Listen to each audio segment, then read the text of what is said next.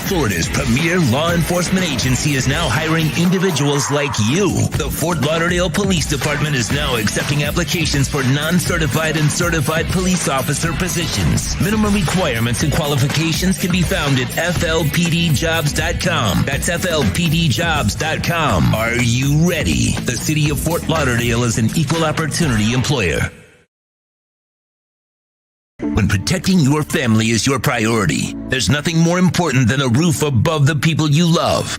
Call Tommy B. Butts Jr. Enterprises.com, 954-735-9826 or 954-394-1411 and ask to speak to Tommy, the owner.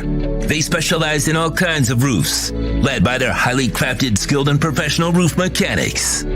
All of their previous customers have an opportunity to enter their bi-weekly drawings to receive free an exterior impact metal door. Please call for more details. That's Tommy B. Butts Jr. Enterprises.com, 954-735-9826 or 954-394-1411. Trust Tommy to fortify and protect what's most important to you, your family. Oh, great. You have a doorbell camera. Now you have a front row seat to your house getting robbed. They're breaking into my house! Ooh, there goes the TV. I'm sure it'll turn up at the pawn shop. No, not the TV! Just because you can see them, that doesn't mean you can stop them. With Slogans, you get 24-hour monitoring, a free home security system, and professional installation. Plus, free doorbell camera, one that'll actually work for you. Get out of my house! Get out of the house! Call 1-800-ALARM-ME. This is the Big O Show!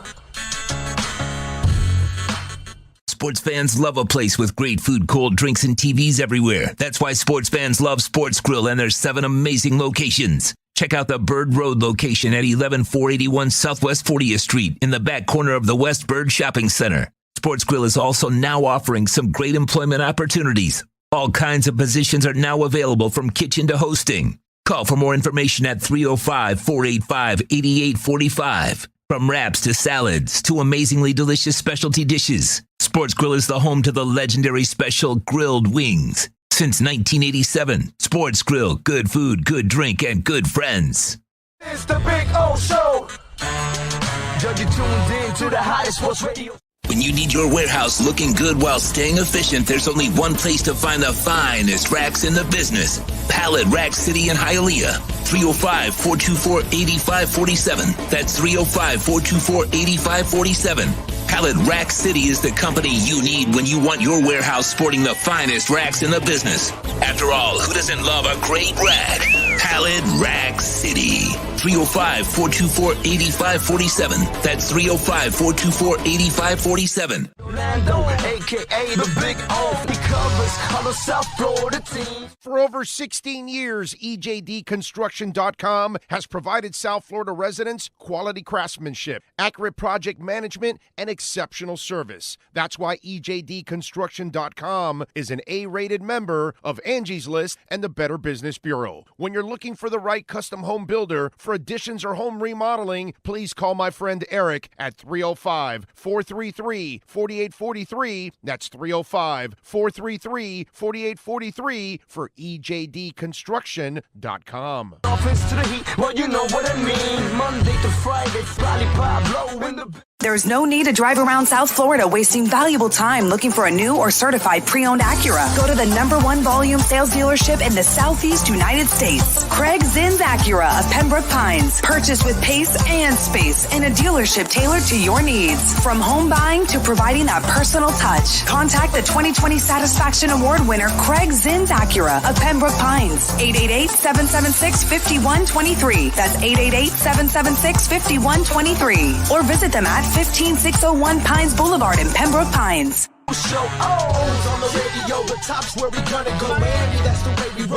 Folks, you can support the hardest working sports talk show in South Florida through Cash App or Venmo. Just search Cash Big O Show. Support us through Cash App or Venmo. Cash Big O Show. We thank you for your incredible support. No one has a similar show. Talk sports, talk plays, talk... If you're a Miami sports fan, then there's only one store to go to, and that's Caneswear at Miami Fanwear in Davie. They're your one-stop shop for all your inner Miami CF, Canes, Dolphins, Panthers, and Marlins merchandise. They have hats, t-shirts, game day jerseys, and so much more. Located at 2511 South University Drive in Davie, and open 24/7 online at caneswear.com or innermiamiwear.com. Call them at 954-835-5597. Caneswear, the spot where inner Miami and all Miami sports fans shop. Live and direct, because nobody do it better than Big O in the set. From sunrise, listen live. When you're ready to purchase a new home or refinance the one you have, American Dream Lending will make sure your loan experience is easy with fast approvals and quick closings. With many loan programs and competitive rates, now is the time to turn your dreams into reality. Ask about special financing for veterans. They never charge an application fee, and you will work directly with one of their experienced loan professionals. Stop dreaming and contact American Dream Lending today, 786-802-1727, or online at adreamlending.com. The Big O Radio Show is brought to you by Caneswear. Go to caneswear.com, where all orders over $99 get free shipping. Sloman's Total Home Security. Protect your home with the best in the business. 1-800-ALARM-ME for the company serving America for nearly 100 years. 1-800-ALARM-ME. Tommy B. Butts Jr. Enterprises.com. Licensed roofing contractor. 100% financing is available. Go to Tommy B. Butts Jr. Enterprises.com. The viewpoints, statements, or beliefs expressed on the following program by the host, guests, or callers are not necessarily the opinions of FantasyAccess.com, Media Group Inc., ownership, management, sponsors, or website. The Big O Radio Show originates from the OK Coin Studios. Invest a little time and save big. Just set the recurring buy and pay, zero transaction fee after your first purchase. The Big O Radio Show is mastered by executive producer Sean Stanley from the OK Coin Studios. When it comes to South Florida sports teams, very few in the media have witnessed, lived, and covered it like the Big O. Let's start the program dedicated to your favorite South Florida teams with a passion that's unmatched. The Big O Radio Show is on. Here's the Big O.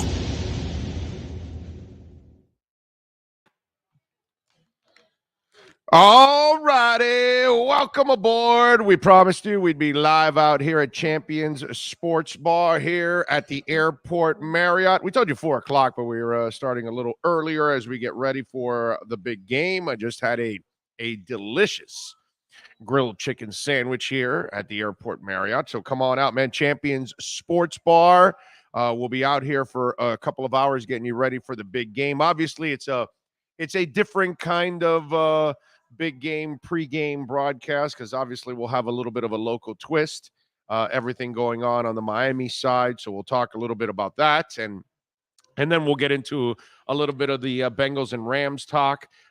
Lee Sterling is going to join us from Paramount Sports at 4:20, so he'll give us his picks, and then we'll go over some of the prop bets for tonight's game. Benjamin Albright, my buddy from Denver, covers the Broncos Insider, NFL Insider. So we will have some fun with Benjamin, and we'll talk about all things NFL with Benjamin. So we'll get his thoughts on some of the changes here in Miami as we get ready for the big game. Nice job by you, Sean. Thank you, sir, as always. Remember, come on out and join us. We're going to start doing something traditional here with the folks at Champions. We're going to be out here on a monthly basis. So you'll be able to either join us, or, of course, you can watch it on YouTube like you guys do normally. And appreciate all of you out there. Don't forget to smash the like button while you're watching. And don't forget to subscribe and hit the notification bell. Search Big O Show, or Big O Radio Show there, and you will check it out. So it's a beautiful thing. Thank you all out there. We got some guests. Thanks to Monica, by the way, who has been fantastic in getting us ready for the broadcast. Stephanie has been very nice, taking care of us. How's your turkey club, dude? Because that turkey club looks absolutely phenomenal. By the way, exactly. I put a picture of this turkey club on Twitter and on Facebook and Instagram and LinkedIn, and the food is phenomenal. So come on out.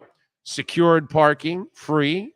Okay, this is a hidden gem of a sports bar, and right off of the 836, so it's easy to get to. You can get right off of Lejeune in the 836 and join us out here, and we'll be having some fun watching the game. All right, we got all kinds of things to talk about. First of all, on the Dolphins side, so let's stay on the local end. Fangio is expected to take the year off. He was offered several defensive coordinator positions. He interviewed with the Jags. So it looks like, the talk of McDaniel possibly recruiting him here doesn't look like he wants to. I guess he wants to enjoy that head coach money and then get back to work next year. So he's going to take a year off. Now, the Dolphins were able to hire somebody. They hired Matt Applebaum, the BC O-line coach. And their O-line, by the way, in Boston College was ranked 21st in the nation. Now, remember, a lot of people talked about Munchak. They're going to run a zone running scheme, all right? So when it comes to zone blocking, that's not what Munchak teaches. So that's why they had to go in another direction. And first of all, I don't even know if McDaniel and Munchak have any kind of a relationship as it is. The relationship with Applebaum, it's not necessarily with McDaniel. It's actually the head coach of Boston College, Jeff Haley. He's the guy that actually worked with McDaniel back in the Niners between 17 and 18. So obviously, Haley must have given McDaniel some high praise on Applebaum. And 3 of their 4 linemen, by the way, got all ACC honors. Boston College has always been, Boston College, Wisconsin. There are certain schools that have this knack for producing offensive linemen, and Boston College is one of those that a lot of NFL teams over, the last 20, 30, 40 years, they've enjoyed the fruits of Boston College on the offensive line. Now, Applebaum has only been there a couple of years, but apparently he had some injuries and everything this year, and they were still able to put together a decent scheme. Zion Johnson is one of their top linemen, a guy that is definitely going to get drafted overall. So that's the connection now. Applebaum, it's more of Jeff Haley and McDaniel working together. And remember, McDaniel, his press conference, one of the things that he talked about was relationships. And that's important in any business and almost any walk of life. You got to have relationships. And McDaniel obviously was able to nurture some of those relationships. And Haley is a guy that he knows from his days in San Francisco, and he calls a friend of his to then, look at his offensive line coach and bring him up to the NFL now. Now, remember, Matt Applebaum has had he had a 1-year stint with the Jags as an offensive assistant, and he was 3 years with Washington as a personnel assistant. So he has some NFL experience, but he's never been in charge of an NFL offensive line. Now, before you get a little nervous about all of this, all right, let me explain to you a little bit of something there with all of this, okay? You're going more with a college type scheme because that's what there's a lot of elements now in the NFL that come from college now. The way I grew up was college used to steal from the NFL. That's the way I grew up. Now it's kind of changed and it's reversed. Now you're seeing the NFL add a lot of the elements from college to the NFL. So then what are you going to need? You're going to need the people that teach those kind of elements at that level to come up to this level to teach it. In other words, not all the offensive line coaches in the NFL teach zone blocking schemes. So they're not, situated for that. They're not perfect for that. So you've got to find a guy that is comfortable in teaching it. And McDaniel has already spoken about this. He's been 15 years in this league. He runs the same system with 6 different teams. So he's not changing the system. So obviously Applebaum can teach that system. So that's kind of also the thing that has to go together. Okay, so remember when you're thinking about all of this, it's a puzzle that the pieces need to fit with each other in order for this thing to work.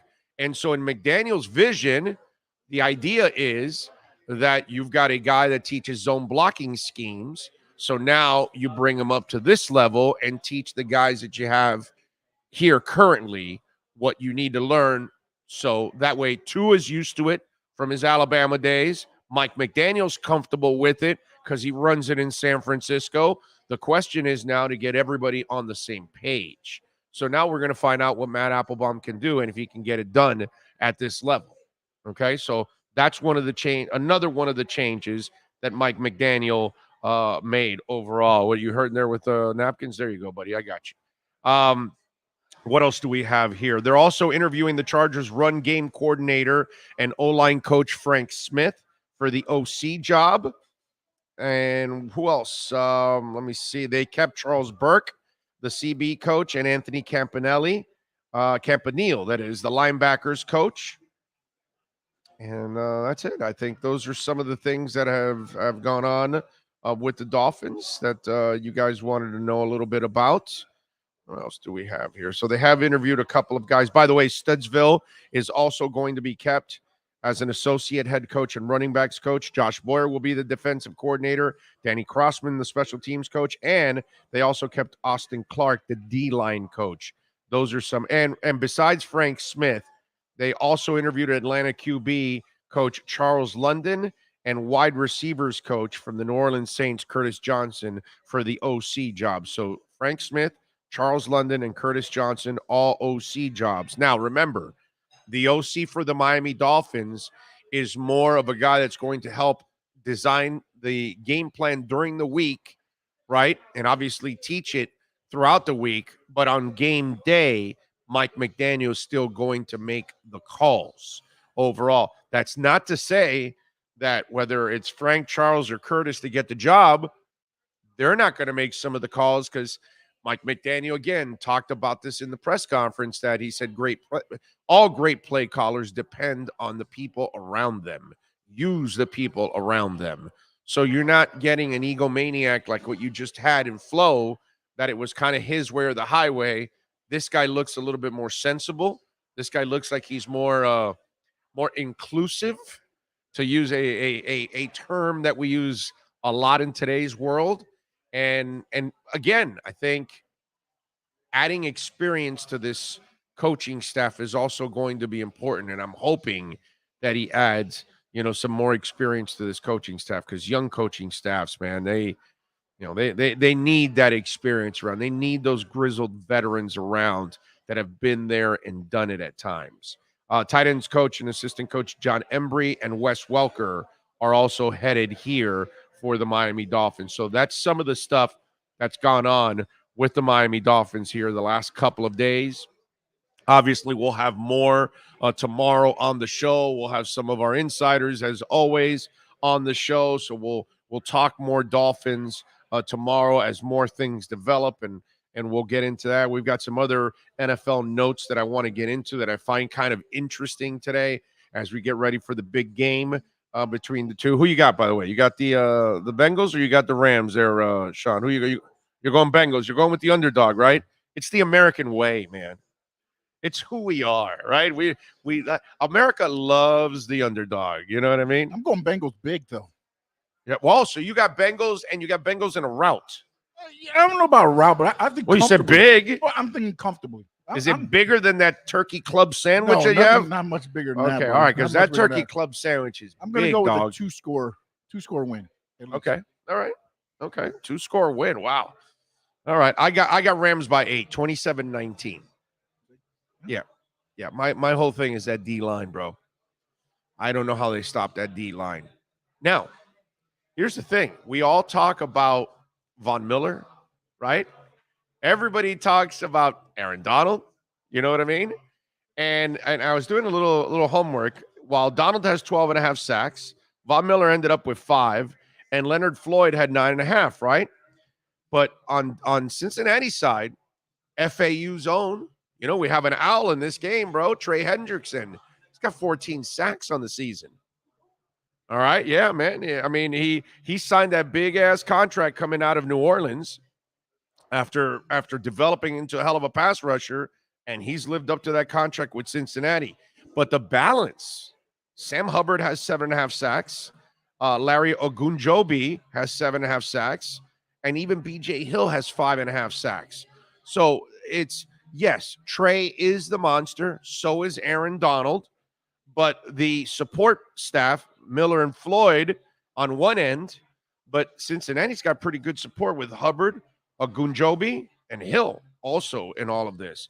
And it's, this is a game where it's kind of like it's history facing another guy trying to erase history. And what I mean by that is being an older guy, and I've been able to experience a lot of this stuff. I watched Cincinnati with a pretty damn good team in Ken Anderson lose to San Francisco.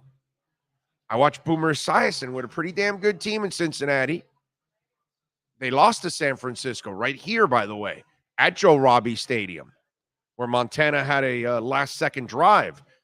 So the question is history going to repeat itself?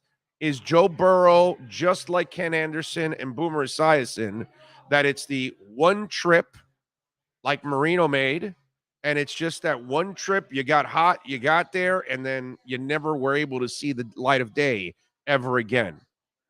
So he's playing against history of his two predecessors that had the same fortunes, but ended up, unfortunately, coming up short. And on the flip side, Matt Stafford's trying to erase his history because, unfortunately, once you don that Detroit Lions uniform, you carry the burden of 70 years of being terrible. And then you're also blamed for being terrible in a way, when we all know Barry Sanders said enough is enough, and Calvin Johnson said enough is enough. And we know plenty of players that have come and gone through that city, and it wasn't really their fault why that team has not been able to accomplish anything, right? But Matt Stafford has that label. And a couple of weeks ago in the playoffs, when he had those big moments, that was huge for him.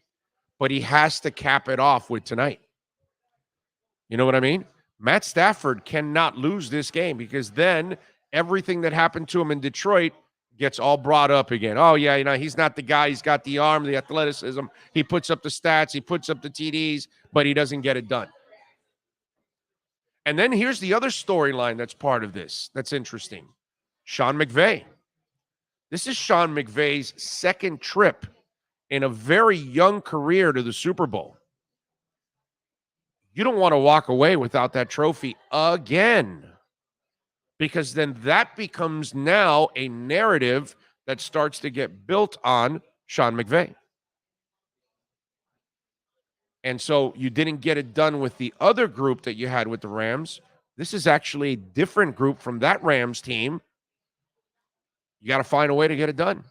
So there's individuals fighting narratives. Now, Burrow, it's not his fault. Okay, he's a young guy, got there, that's it. Now, but he's part of this narrative that I just created. You know what I'm saying? With other Bengal quarterbacks having that one trip in their career. Because we got a guy in our backyard in number 13 that's all he ever thinks about, I'm sure, is the one trip that he got. And his team wasn't good enough than that one. The interesting part with the Bengals is the Ken Anderson team could have won that game. The Boomer Esiason team could have won that game. It wasn't like the Dolphins and the Niners. Dolphins had no shot in that game. None. We all know it. Midway through our third quarter, we were all, crying in our beer already. We knew our team was getting manhandled. But the Bengals actually, in those first two trips, played pretty tight games. So this is the third trip for that franchise to get to the Super Bowl and now win it. Can they win it? So interesting storylines, because McVay loses this. Now it becomes a storyline for him. Yeah, he's been to the Super Bowl twice, but he didn't get it done. Andy Reid had to carry some of that burden over the years. NFC Championship game, Super Bowl, not getting over the hump, and then finally got it in Kansas City. But in a way, there's still a little bit of a narrative that's building up, as good as Andy is, right? Because you look at that team and you say, there's only one title there. really talented group and only one title. Sean McVay, really talented teams, no titles. So he's got to find a way to win this one today. Matt Stafford's got to find a way to win this one today. Joe Burrow, for the history of his team, for himself. Not a lot of guys, by the way, get to win a national title and then a couple years later win a Super Bowl. That's as strong as it gets, man. Okay? And, he's one of the main reasons why, LSU was super talented, but obviously he was an ultimate badass in that game. And he's been that all season long. So, if the Bengals win tonight the way Sean Stanley has predicted, Joe Burrow's going to be special tonight because he has to be special in order for them to win. I don't believe that Joe Mixon will have his way in this game. I don't believe that D-line is going to allow Joe Mixon to have his way. So it's really up to that Rams secondary to stop those three receivers. It's really up to Joe Burrow to try to stay upright. And I don't know how that line is going to do it. It's not a very good line, and they're going up against a brutal defense. And it's going to be one hell of a, at least, I hope it's a hell of a game for all of us. Not just Bengals and Rams fans, but the rest of us that don't have a horse in the race. I hope it's a great game because we've had those years where it's a bad game, and man, it hurts when it's a bad game because that thing drags on all night. You know what I'm saying? And that's not the crescendo you want to end the season with. You want to end it with something, with a big celebration, with one hell of a game, and that's what I hope we're blessed with tonight with both teams. What you got, Sean? I wanted to ask you if you heard the story Ed Orgeron told when he was doing rounds at Super Road, I guess Radio Row. What was Orgeron doing? What was he saying? What was he talking about? LSU. What's the story about when I was at the Coral Gables? I was with Dennis Erickson. I was with all those guys. Well, this was USC. Oh, he was at USC. Yeah, that's right. Orgeron. Yes, he was. Go Tiger. But he told a story where Adrian Peterson said he was staying in Oklahoma because his dad, who was incarcerated, could see him on TV. And he said he went back and he fought to get Adrian Peterson's dad transferred to Los Angeles so they could get Adrian Peterson to sign with USC. He said, I actually went and asked if we could make it happen. He was like, I just started laughing. I was like, that's football recruiting. That's right good. there, Yeah, right? that's called. That's yes. Dude. He wants to go to Oklahoma so he can see, so his dad can watch him play games. Oh, let's get him transferred over. That's it. Why not? Why not? Ed Orgeron just doesn't care anymore. There's a book coming out soon. But I want somebody to write a book about him that knows all the dirt because I don't know if he's going to give us all the dirt. Well, no, he's going to give us dirt, just not his dirt. That's the thing. That's what I want. I want all the dirt, man, because that'll be really entertaining. Listen, any coach that had to compete in the SEC has stories. Has stories. That's it. I mean, this week when Mike McDaniel in the press conference was walking in and talking about the facility for the Miami Dolphins, going, damn, this looks like an SEC facility. That's all you need to know, dude. That's the standard for NFL people. They look around, they go, yeah, we're good, but have you seen the SEC? No, the Giants really nice. No, the Bears really nice. No, the Dolphins really nice. No, the Jags. No, you're all doing really good. Now go see LSU. Now go see Georgia. Go see Alabama. Go see how it's really done. That kind of stuff. It's that tells you all you need to know about the SEC. So I would not be surprised that they're trying to transfer a jailed father to a area code where the son is playing. That makes all the sense in the world in college football that they would do something like that. Yeah, that makes sense. I'm with you there. By the way, don't forget to smash the hell out of the like button, all of you out there that are watching. Bromar says, good to hear you, Big O. Talk about the other NFL teams. Thank you, sir. Good afternoon, Big O and Sean. Thank you. Big O, this Super Bowl reminds me of Seattle versus Denver. Okay. Thomas Jensen says there was a Mario Cristobal sighting at the Heat's house last night and taken in the game. Good. That's good. Now we found the mix now. Mario needs to go to Heat games because he doesn't ruin Heat games. Mario can no longer go to UM basketball games because they lose all the basketball games he goes to. But So when was the sighting? Because they were up by 21, and then we had to hold on at the end. yeah, but we When still was won. the We Mario still crystal won. ball signing? We still won. We still won. Okay, let's We just ran out of time. yeah, exactly. If there was a fifth quarter, Sorry, the Nets ran out of time. yeah, if there was a fifth quarter, maybe we would have been in trouble. But now we know the trick. Crystal ball, no UM basketball games, all Heat games for you. Okay. Speaking of the Heat, by the way, we are very excited because Anthony Chang is joining the family starting in March. So, Anthony, we are ratcheting up our Heat and Canes coverage a little bit more. We'll have more people joining us for the Heat and for the Canes. You know, we already dominate with the Dolphins. It's not even close. There's nothing like our platform already for the Dolphins, but we're going to build up the Heat and we're going to build up the Canes. Remember, we've only been at this for 7.5 months. So give us some time here. We're going along and getting it done. But yeah, looking forward to it. So Anthony Chang will be joining us a couple of times a week, and we'll have you'll have Heat Talk pretty much 5 days a week now, is what it's going to be. Just like you have Dolphins Talk 5 days a week out here. So there you go. Monica's out here, by the way. She is cracking the whip, doing a great job out here at Champion Sports Bar, 1201 Northwest Lejeune Road, right off of the 836. This is a beautiful gem of a sports bar, exceptional food, great place to watch the Heat games, the Dolphins, the Marlins, the Panthers, Inter, you name it, the Canes, all of that. And we're going to be doing more out here at Champion Sports Bar. We're going to be having some fun out here monthly. And so looking forward to it. Great place to come out here. By the way, secured and free parking. So when you park, take the ticket, bring it down. We'll get it stamped, and you're off and running. Sean is looking around going, I forgot my ticket. I left it in the car. And, I can already tell. He's in the middle of his club sandwich, which, by the way, it's so big. It's like, he started about a half hour ago. I started when the show started. Yes, that's what I'm saying. It's like a half hour ago. And he's still eating that turkey club, which it looks so good. Too, I know the fries are so good, man. I'm not a big fry guy, but these fries are good.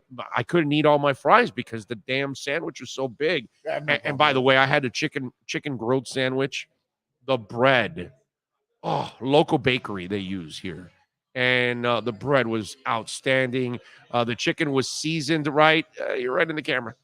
There you go. Yeah, they all saw your underarm. It's all good. It's all good. No problem. It's all good. Anyways, there you go. So that was an underarm serving us, just so you'll know right there. There you go. See? There you go. Reaching over. It's a beautiful thing. He said live radio is just awesome. You know what I mean? There's nothing better than live radio. Leon Fresco, thank you for some love on the super chat. Can also convert Poupart to Panthers for playoffs. Yes, no, you're right, because he does. Poupart does NHL.com. You're right, but we will. I mean, see, that's the thing.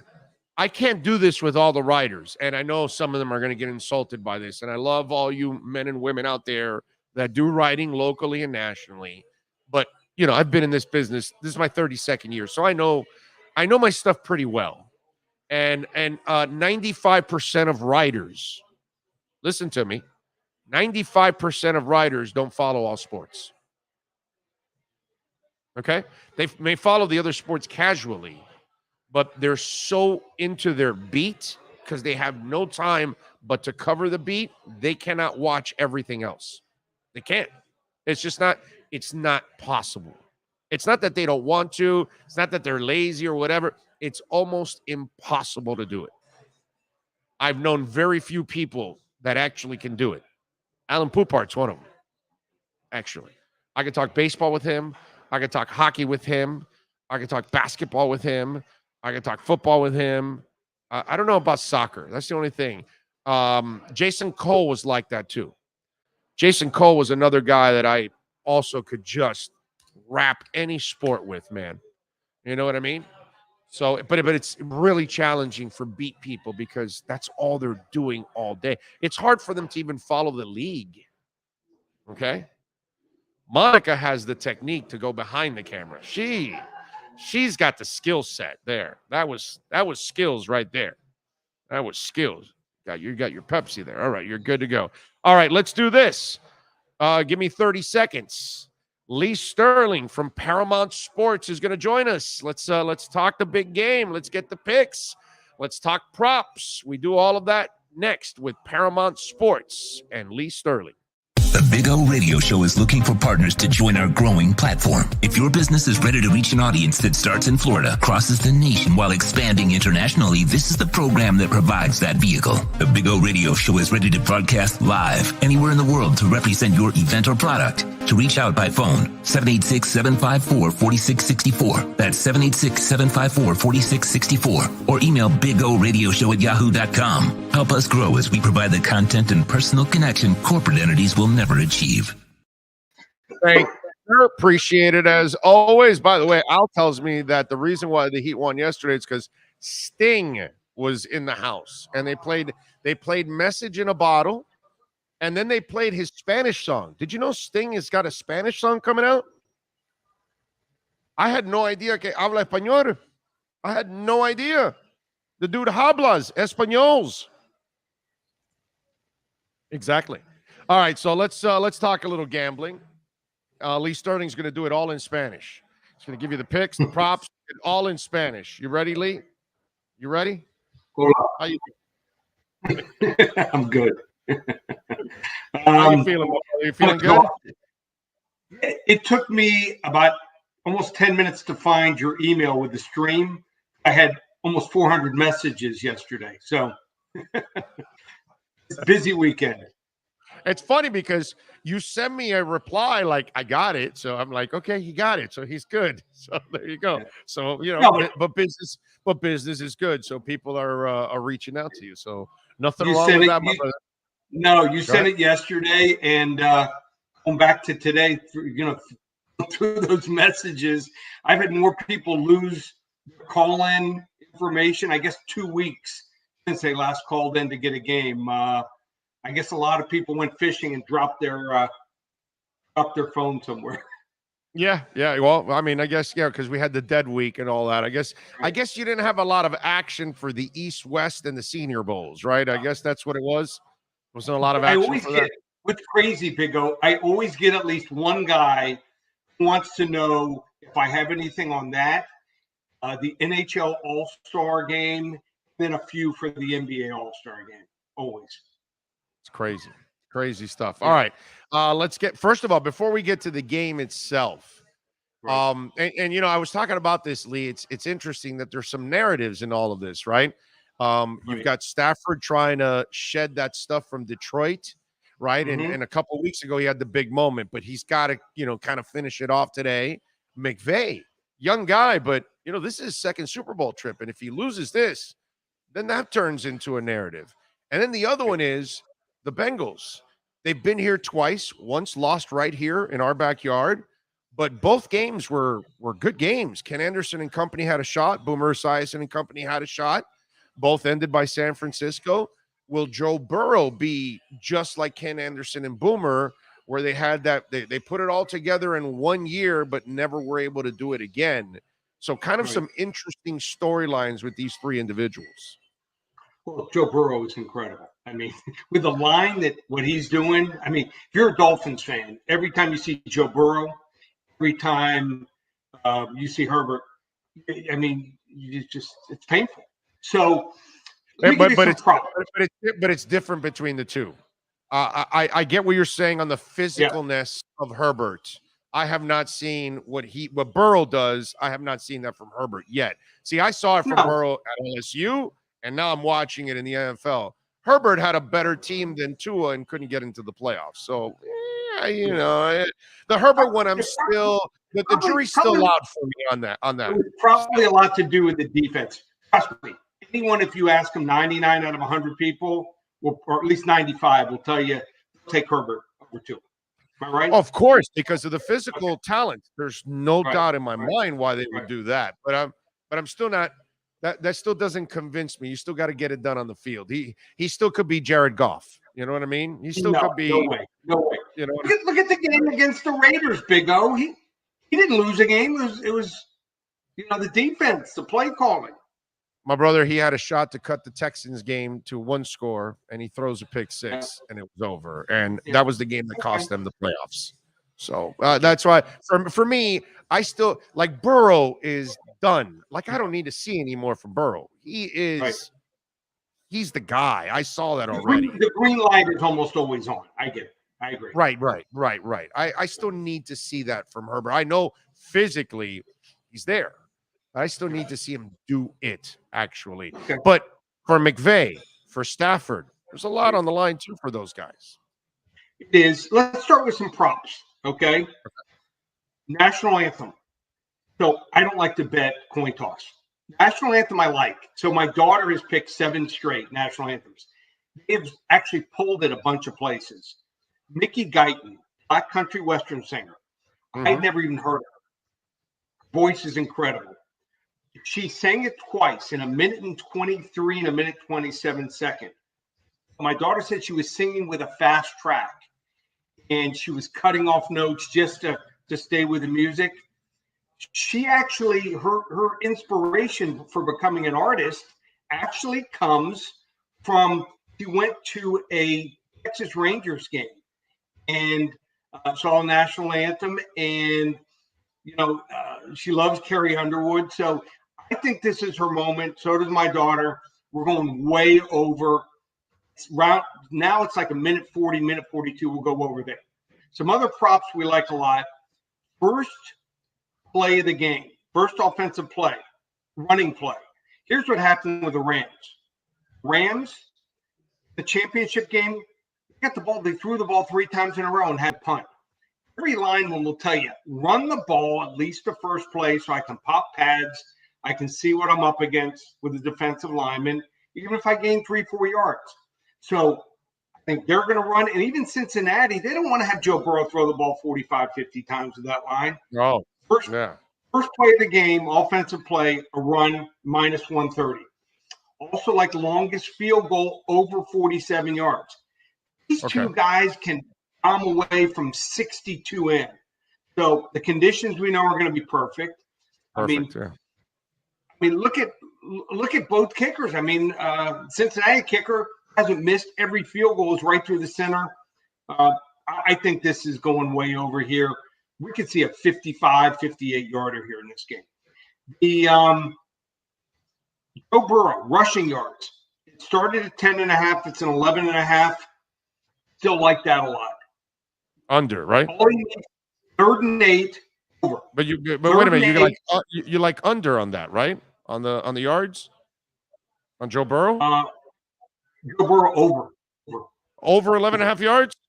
Over 11.5 yards. Here's why: 3rd and 8, 3rd and 9 championship game. He ran for it. This is the moment. This isn't the regular season. He's also going to be chased by Donald and Von Miller. Trust me, playing quarterback in high school and college, I know what it's like. You're not hanging around in the pocket. You'll run a couple times, get first downs. Like under Matthew Stafford, 5.5 yards. And Trey Hendrickson, probably my best player prop, half a sack. 13 sacks in the regular season, 2.5 in the playoffs, including a strip sack. He's the guy for them. Stafford isn't real mobile. I like over a half a sack for Trey Hendrickson. I like that too. I like that one a lot, actually. Yeah. I think Trey will pick up one for sure. And by the way, he was banged up a little bit, so these 2 weeks really helped him out, actually. Right. There's another thing about it. A lot of people don't realize this. Look at Florida FAU. You know that? Yeah, I know. I remember when he got drafted by New Orleans and how he's grown as a player. I was a Trey Hendrickson guy when he was coming out of college. Right. I was one of those guys because I like Trey, and he had a great week in the Senior Bowl too. I remember Trey was one of those guys that you could tell that he just had that motor that just does not stop. He's one of those relentless guys. And you played the game, dude. You can't teach that kind of stuff. That It TJ Watt reminds me of stuff. Crosby. You that TJ It Watt reminds me of stuff. Crosby. You cannot teach those kind of guys. Aaron Donald, you can't teach that. It's How about impossible. like Crosby for the Raiders? Similar kind of guy. Right. Another one of those maniacs. Yeah. Another one of those guys. You can't stop those kind of people, man. They just have a hunger to get after you. Bruce Smith, guys like that. It's just not normal. The fire that those people play with on every single down. It's really amazing. All right. Any other props? Those are the main ones I'm looking at. The game. So I like Joe Burrow. I like Evan McPherson, the kicker. But other than that, I don't see many advantages here. A lot of people like Cincinnati, but I think it's more the public. I think the defensive line for the Rams, number 1 in the NFL against the Cincinnati offensive line, second worst. I think that's a big advantage for the Rams. I think Donald's going to step up. Von Miller, Ramsey at cornerback. He can probably slow down whoever they put him on. And then the fact that the coaches have been there before, I think it helps out the Rams a little bit there. And then last thing is Cooper Kupp. I like to go with teams that have receivers that are unguardable. He's one of those 5'6" guys. You can't guard him. You're going to put Eli Apple on him? Are you kidding me? Eli Apple, there's a reason he's been with 4 different teams. He is going to get torched. He's going to have skid marks on the back of his pants at the end of the game here. And then OBJ, who I've been a big critic of, first 3 or 4 games, he was in LA. He looked awful. He was cutting routes short. I mean, his body language was terrible. He looks the best he's looked in 3 or 4 years. I like the Rams 31-20. I'm with you. I'm going Rams 27-19 here. I got them by 8. I just think that D line is going to be able to control things. And I think they're going to control Mixon too, which I think Mixon has been a guy that even without a line, that's the amazing part about this team is that they're able to still make plays in the passing game with a poor line. And Joe Mixon is still a very good back, even with a poor line. That these are things that are unexplainable, my brother. And you play quarterback, so you know what it is. It usually ends up costing you in the end. So I've been lucky to get by. I mean, Kansas City had them 21-3. You know, they score a touchdown or even a field goal right before the half. I think that game goes differently. That totally shifted there. I mean, give Cincy credit. They didn't quit. They got Joe Burrow. As soon as I told my wife I was going with the Rams, she goes, "You're not going with Joe Burrow?" I'm like, "No." Just walked out of the room. I'm in love with Joe Burrow. I mean, he's. Oh yeah, no, I know. I think I read somewhere where there are more bets coming in on the Bengals, but the big money is coming in on the Rams. Here's the number: 73% of the wagers are coming in on the Bengals. Wow. 55%, as far as money, is coming in on the Rams, and the line it went down to 4, went right back up to 4.5 in the last hour. Wise guys, yeah. Wise guys they're going with money. It's what they're seeing it the same way I am and you are. That in the end, that D line is probably going to be too much for the Bengals O line and all of that. And here's a thing, just to come back to the beginning of this conversation. Is this Bengals team better than the other 2 Bengals teams that got to the Super Bowl? I don't think so. Right? Those are some good teams. Interesting part. Those are some really good teams. No, I agree with you 100%. Since I know that you've been around for the 3 games like I have, that's why I was interested to ask you, because you saw them like I did. And that's the interesting, again, a lot of credit to Joe Burrow and that offense that they're able to overcome a ton, because Ken Henderson had a better team and Boomer Esiason had a much better team. Buffalo would beat Cincinnati by 2 touchdowns. Yeah. Buffalo was the best team in the NFL. Yes, I agree. I agree with that. Yeah. They didn't get it done in the playoffs. It is what it is. All right, tell them about Paramount Sports. If they need to get in contact with you, what do they got to do, my friends? We do it all: football, basketball, hockey, hopefully baseball this year, and UFC. Had another winning card last night. We had 7 last cards in the UFC. Everything's up and available. They want to hop on board. ParamountSports.com or me a call, 800-400-9741. Lee Sterling, ParamountSports.com, and also on Twitter at Paramount Sports. Lee, enjoy the game, my brother. Thank you for taking some time. Let's go. Have a good Super Bowl. You got it. There you go. Lee Sterling, baby. All right, give me a couple minutes here. Let's take a break. We'll come back, coming to you live from Champion Sports Bar right here in the Airport Marriott. We'll take you up to about 6 o'clock. Get you ready for the big game. And, of course, great food out here. The folks are enjoying beautiful TV. So come on by. We're going to be doing... There's no need to drive around South Florida wasting valuable time looking for a new or certified pre-owned Acura. Go to the #1 volume sales dealership in the Southeast United States. Craig Zinn's Acura of Pembroke Pines. Purchase with pace and space in a dealership tailored to your needs. From home buying to providing a personal touch. Contact the 2020 Satisfaction Award winner Craig Zinn's Acura of Pembroke Pines. 888-776-5123. That's 888-776-5123. Or visit them at 15601 Pines Boulevard in Pembroke Pines. The Big O Radio Show is looking for partners to join our growing platform. If your business is ready to reach an audience that starts in Florida, crosses the nation while expanding internationally, this is the program that provides that vehicle. The Big O Radio Show is ready to broadcast live anywhere in the world to represent your event or product. To reach out by phone, 786-754-4664. That's 786-754-4664. Or email bigoradioshow@yahoo.com. Help us grow as we provide the content and personal connection corporate entities will never achieve. Folks, you can support the hardest working sports talk show in South Florida through Cash App or Venmo. Just search Cash Big O Show. Support us through Cash App or Venmo. Cash Big O Show. We thank you for your incredible support. If you're a Miami sports fan, then there's only one store to go to, and that's Caneswear at Miami Fanwear in Davie. They're your one-stop shop for all your inner Miami CF, Canes, Dolphins, Panthers, and Marlins merchandise. They have hats, t-shirts, game day jerseys, and so much more. Located at 2511 South University Drive in Davie and open 24/7 online at caneswear.com or innermiamiwear.com. Call them at 954-835-5597. Caneswear, the spot where Inner Miami and all Miami sports fans shop.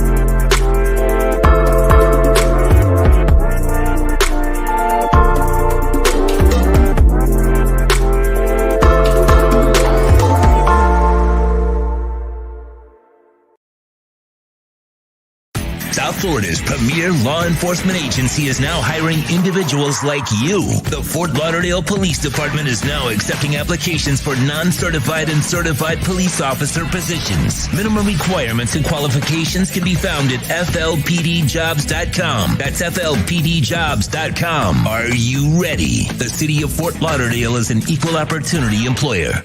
The viewpoint, statements, or beliefs expressed on the following program by the host, guests, or callers are not necessarily the opinions of FantasyXS.com, Media Group Inc., ownership, management, sponsors, or website.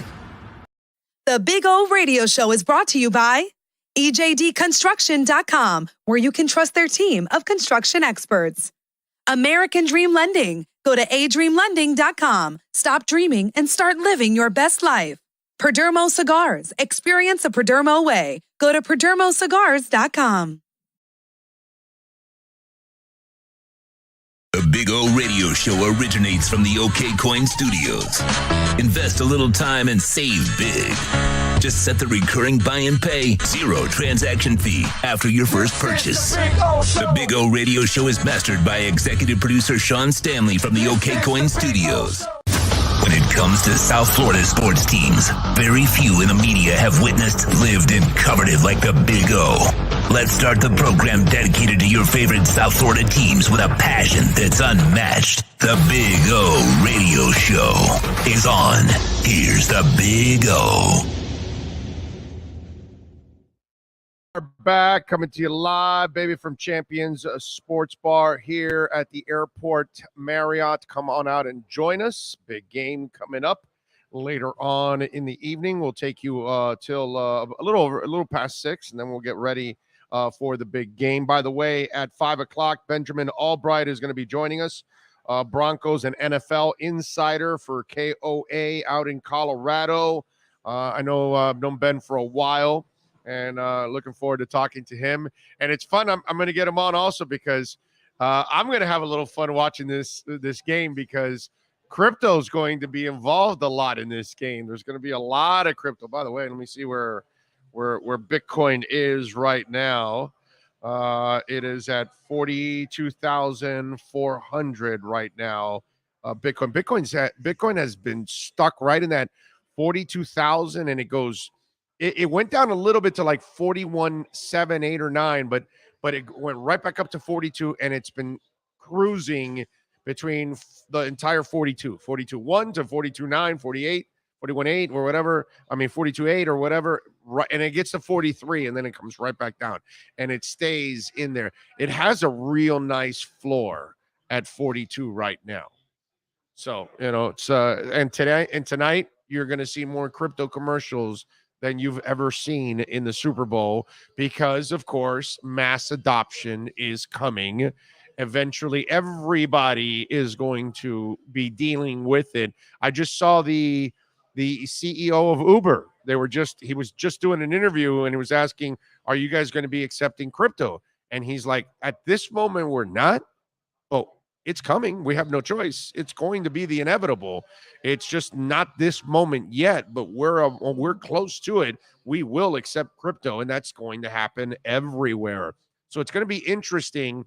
A lot of people are talking about how the crypto market will change after tonight, or does it change, or does sports influence? And remember, it is the big game.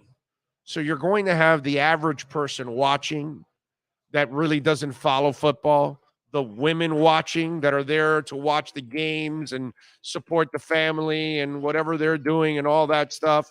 And then you'll have the maniacs that love football, men and women that are going to be watching no matter what. You know what I'm saying? But that group of people that are kind of on the fence, you're going to have them watching, and they're going to be watching a lot of crypto commercials. So it's going to be interesting to see how that affects the price of Bitcoin. And that's the interesting part about the crypto market. It's 24/7. It doesn't stop.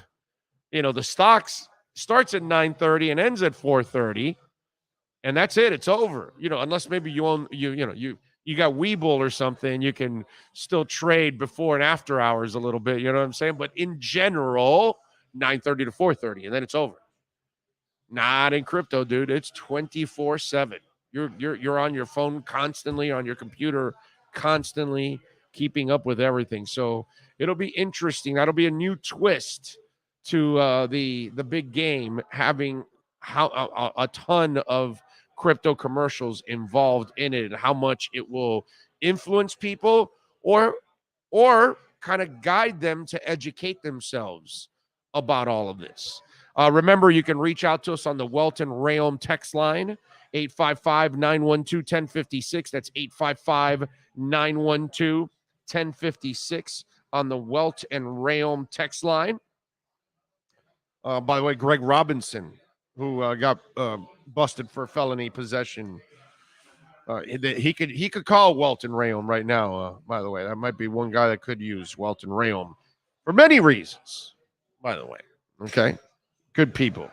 And if you do suffer any water damage, busted pipes, hurricanes when they get here, or storms, don't call the plumbers. Call Welt and Rayom first. They're going to get you the money you need to pay for the plumber. So make sure you do that. That's what you do, those kind of things. But anyway, so the Welt and Rayom text line, 855-912-1056 if you want to get in. Broward Bravado says, Who's got bets today and what you going with? Well, I've got Rams -4.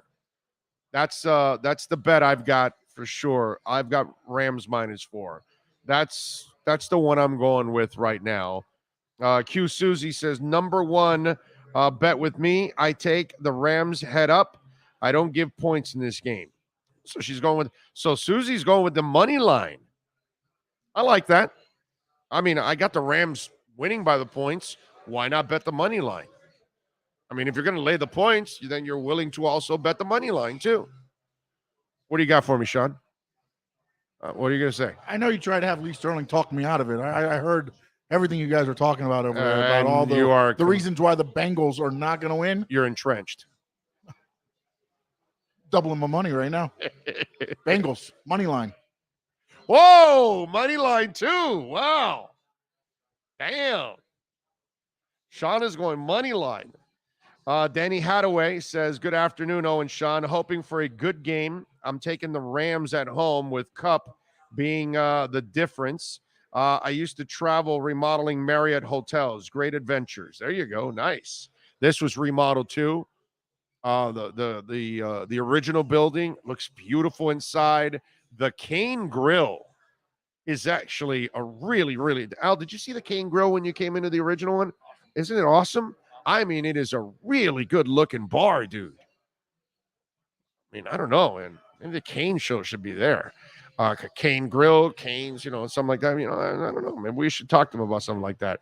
Got the TV on channel 6 and on mute, and the Big O Show turned up. I love it. Tank McBride says, I'm going with the Rams running away with it, mostly pulling for Stafford.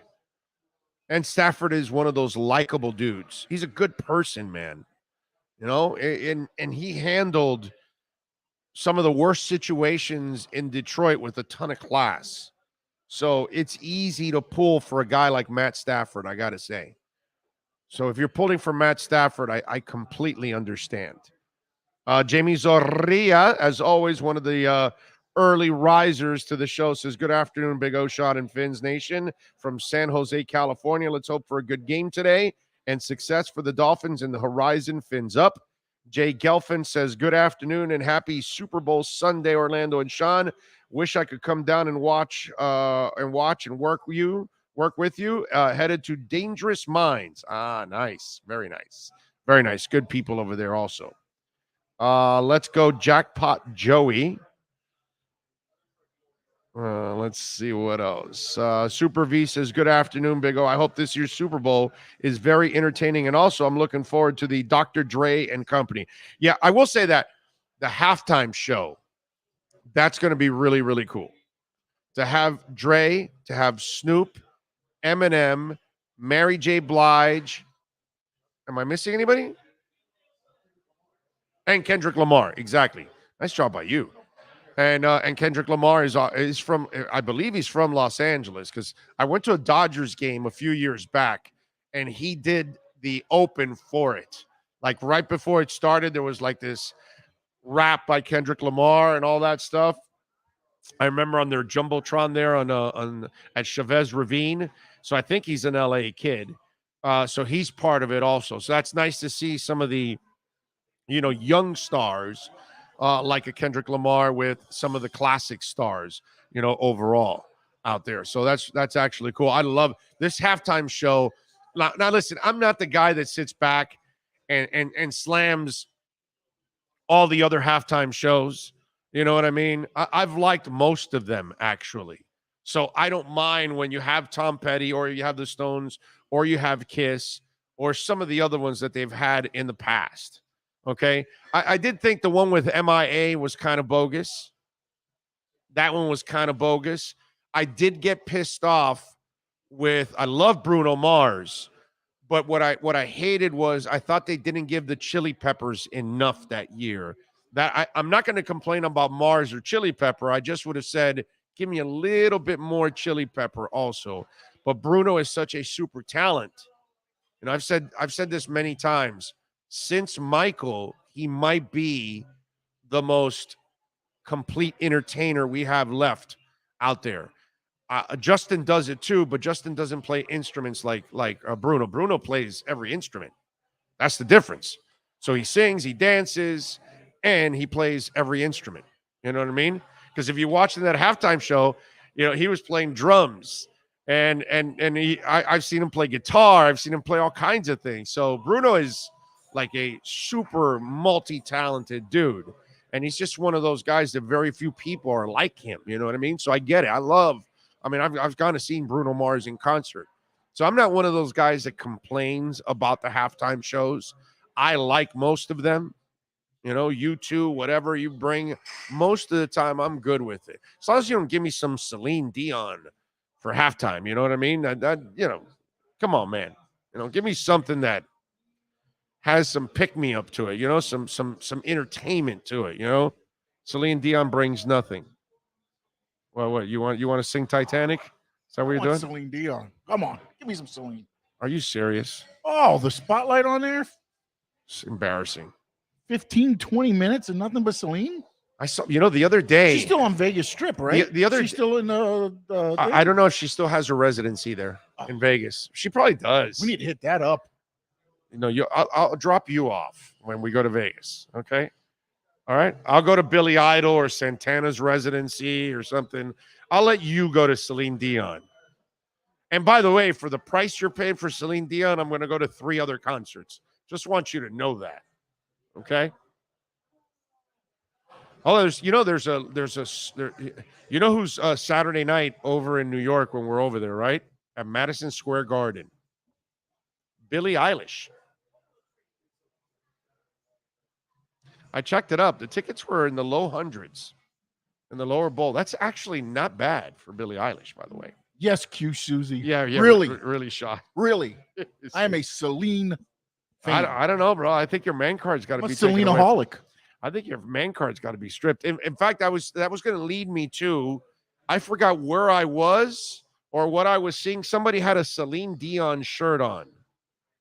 I forgot what event I was at or watching, and I saw a dude walking around sporting a Celine Dion concert shirt. And I said, yeah, no, I'm stripping your man card. You can't wear a Celine Dion concert shirt. That's not, no. Men don't wear Celine Dion concert shirts. I mean, seriously, you bring that to me, I'll punch you out right there and then. Or light it on fire with you wearing it. Clifton says, say no to the Super Bowl halftime show. We don't want it. Well, I do. Clifton, I like this one. It has that old school flair, dude. Man, I'm all in. Perfect Q says, the last time I listened to hip-hop was with Eric B. and Rakim. No thanks. I'm watching the Puppet Bowl. Over the Puppy Bowl. But wait a minute. Eric B. and Rakim is the same time as Snoop Dogg and Dre. What are you talking about?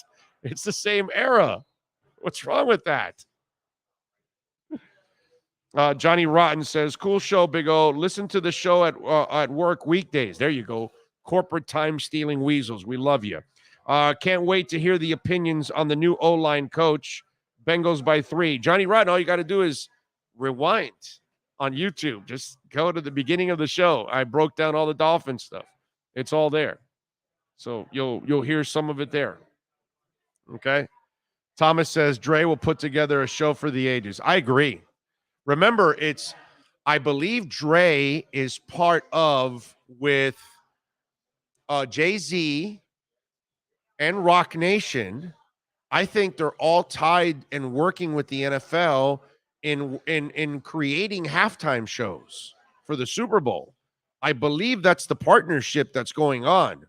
So it's not just, this is the first year of it, but I think in years to come, I think Rock Nation is working with the NFL to kind of get this done and stop with this stuff, okay? Because I've heard this throughout the last week here. There will be no wardrobe malfunctions. There won't be any F-bombs or any of that stuff. Dre and Snoop are as corporate as it gets already. They're playing chess when every other fool's playing checkers. Okay? All right? Snoop is the ultimate badass because that guy's come from the streets to make himself, what's it called?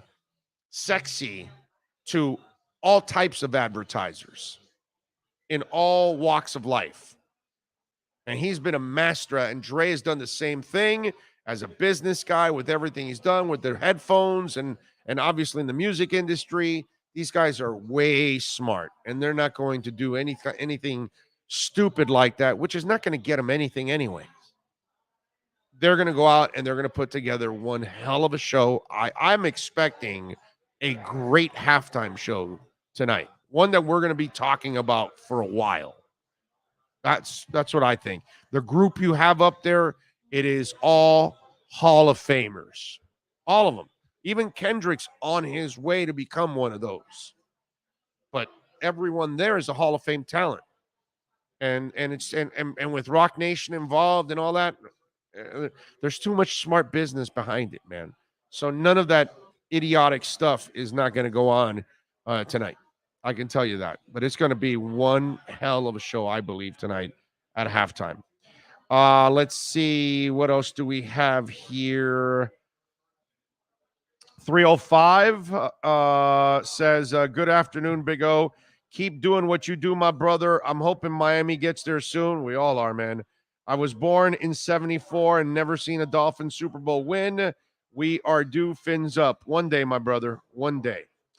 John Ruggs says, oh, thank you for all you do for the gay community. Okay, well, we do it for everybody. Gay, straight, you name it, trisexuals, men, women, and mufflers. Get them while they're hot. We take care of everybody. Everyone. Okay? I love music, but can't hear Eilish for 2 seconds. She's talented, man. Really?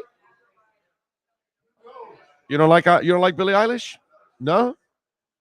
I thought you were gonna get pumped up and say, "Yeah, I want to go to Billie, and I'm dyeing my hair lime green." I thought that was gonna neon green. By the way, I'm not a big music guy. No, I know but that. You can't tell me Celine doesn't have vocals. What? Yeah, she has vocals. Exactly. Thank you. That's all I'm saying. She's got pipes. She's worth concert shirts. All right. No, definitely not. What are you talking about? No. I mean, if you're like a female. Oh, you can wear a concert shirt. We can discuss this later. But a manly man, you don't wear Celine Dion shirts. Just can't if you're a man. Just doesn't go. Doesn't fly. What? Tuesday. There are certain things you just can't wear as a guy, and a Celine Dion concert shirt is not something you wear. So it's kind of an embarrassing thing. I'm just saying. Totally disagree. I'll show you on Tuesday. Paramore, Big O. There you go. I'm wearing Paramore. I've seen Paramore actually live. Silver Dome says we need Ted Nugent swinging into the stadium wearing a loincloth, to do the cat scratch fever. I'm with you there. See? There you go. Let's see. What else do we have? Is Jermaine Pratt a big loss for the Bengals? At this point, I don't think that listen, I don't think outside of Joe Burrow, you know what I'm saying? That's who you can't lose. If the Bengals are going to win or not win, I don't think any kind of fringe play or anything like that is really going to end up making the biggest difference in the world. Jamar Chase, too, I think. Yeah, that might help a little bit, yeah. Then they go after T. Higgins. Yes. Susie says, I saw Styx and REO Speedwagon in Vegas. Comped. Yes, girls' underwear was thrown. Well, that's expected. Perfect Q says, I'm not the biggest fan of Celine Dion, but at least she is a talent. She's super talented. Just not wearing a concert shirt for her. I'm just saying. Not wearing a concert shirt. A Celine Dion concert shirt? Only Sean wears it. You know what? I'm gonna buy a Celine Dion concert shirt for Sean. Okay? I've got 3 of them at home. No. I'm gonna buy one. And he's gonna wear it. I will sport it on the show. Oh, yes. And we will have the second camera on him. Oh, no problem. And we're gonna show him styling a Celine Dion shirt. Oh, man. You give me a front of the boat, I'll Titanic it. Which crypto will be affected positively because of Super Bowl exposure? Hello from Los Angeles. Herbert Valdez says, I just think it's a Bitcoin thing because 90% of the world knows nothing about crypto. Now, half the world has heard of Bitcoin. They don't really know what it really is, but they've heard of it. Like people have heard of Bitcoin, but they don't really know what it is and how it's used or anything. They just don't understand any of that stuff. But it would have to be Bitcoin would be the one because that's the popular one. That's the one that everybody knows. So I would go that if anything, people that are rich, I don't do this kind of stuff, but people that are rich, somebody that has a lot of money probably could spend a couple thousand right now where Bitcoin is at. Let's see, right now.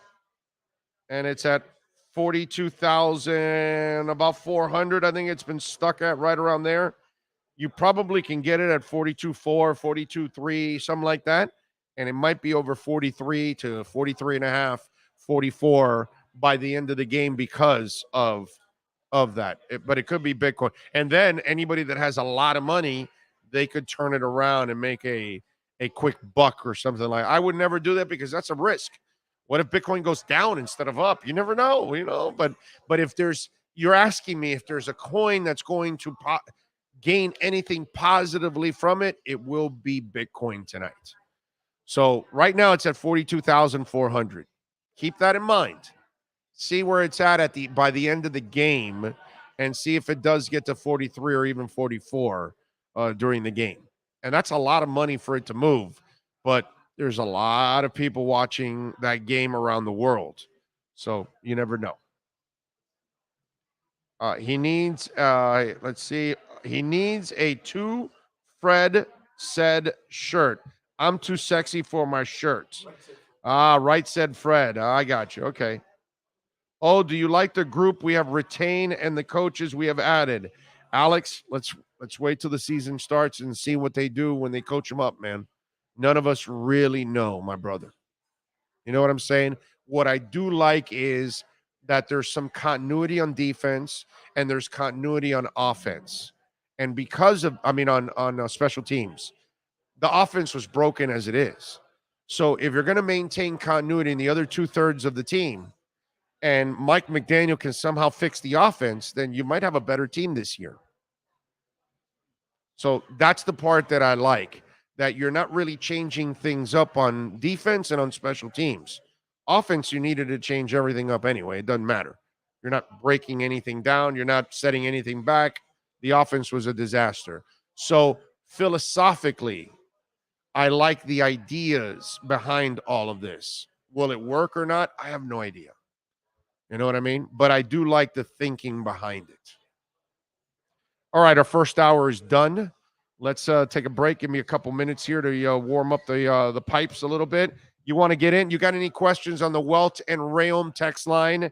855-912-1056. That's 855-912-1056. You can send the questions in there on the chat board. Don't forget to smash the like button while you're watching there and hit the notification bell. And, of course, whenever you're listening to the podcast, hit that like button. Sean Stanley mastering the program right here from the OK Coin Studios, which is situated right now at Champion Sports Bar at the Airport Marriott, 1201 Lejeune Road, right off of the 836. I can see the 836 right from here. This is what I call a hidden gem of a sports bar. Great TVs, fantastic food, great atmosphere, secured and free parking.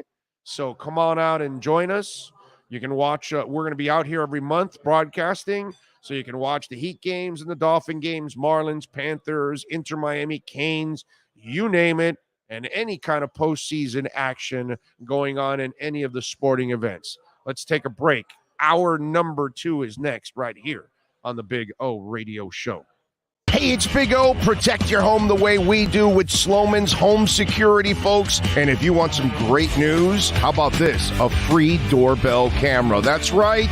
The first 40 Big O listeners who dial 1-800-ALARM-ME will get this limited time offer of a free doorbell camera that connects directly to your smartphone with installation of your Sloman's Shield. And that's not all, folks. Sloman's is going to give you a free customized home security system and professional installation when you use their low-cost central station monitoring. So you're getting an LED touchscreen pad, a motion detector, 3 arm doors, and backup battery. Plus, if you're one of the first 40 Big O listeners to call 1-800-ALARM-ME, you'll receive a free doorbell camera with the installation of your Sloman's Shield. Keep your family safe like we do here in the Alzugaray family. Call 1-800-ALARM-ME. That's 1-800-ALARM-ME.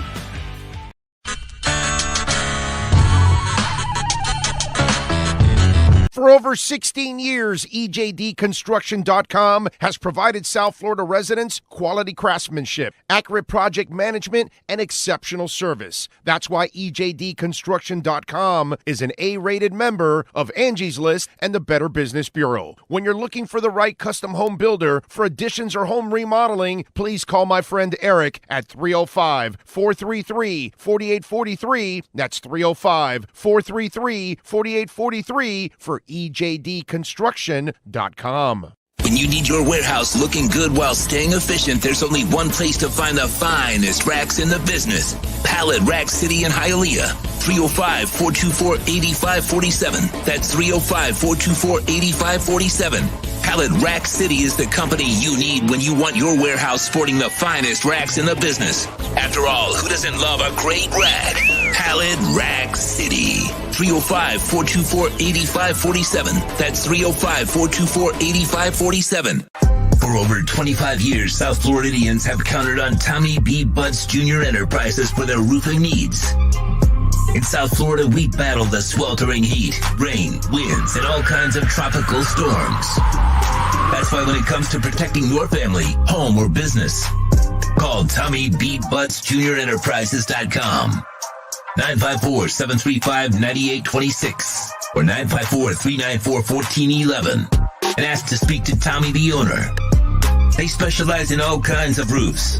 All work fully guaranteed with the customer's complete satisfaction. A-plus rated member of the Better Business Bureau. Licensed and insured. There's no buts about it. When your roof needs repair or replacement, go to TommyBButtsJrEnterprises.com. A certified whitening contractor.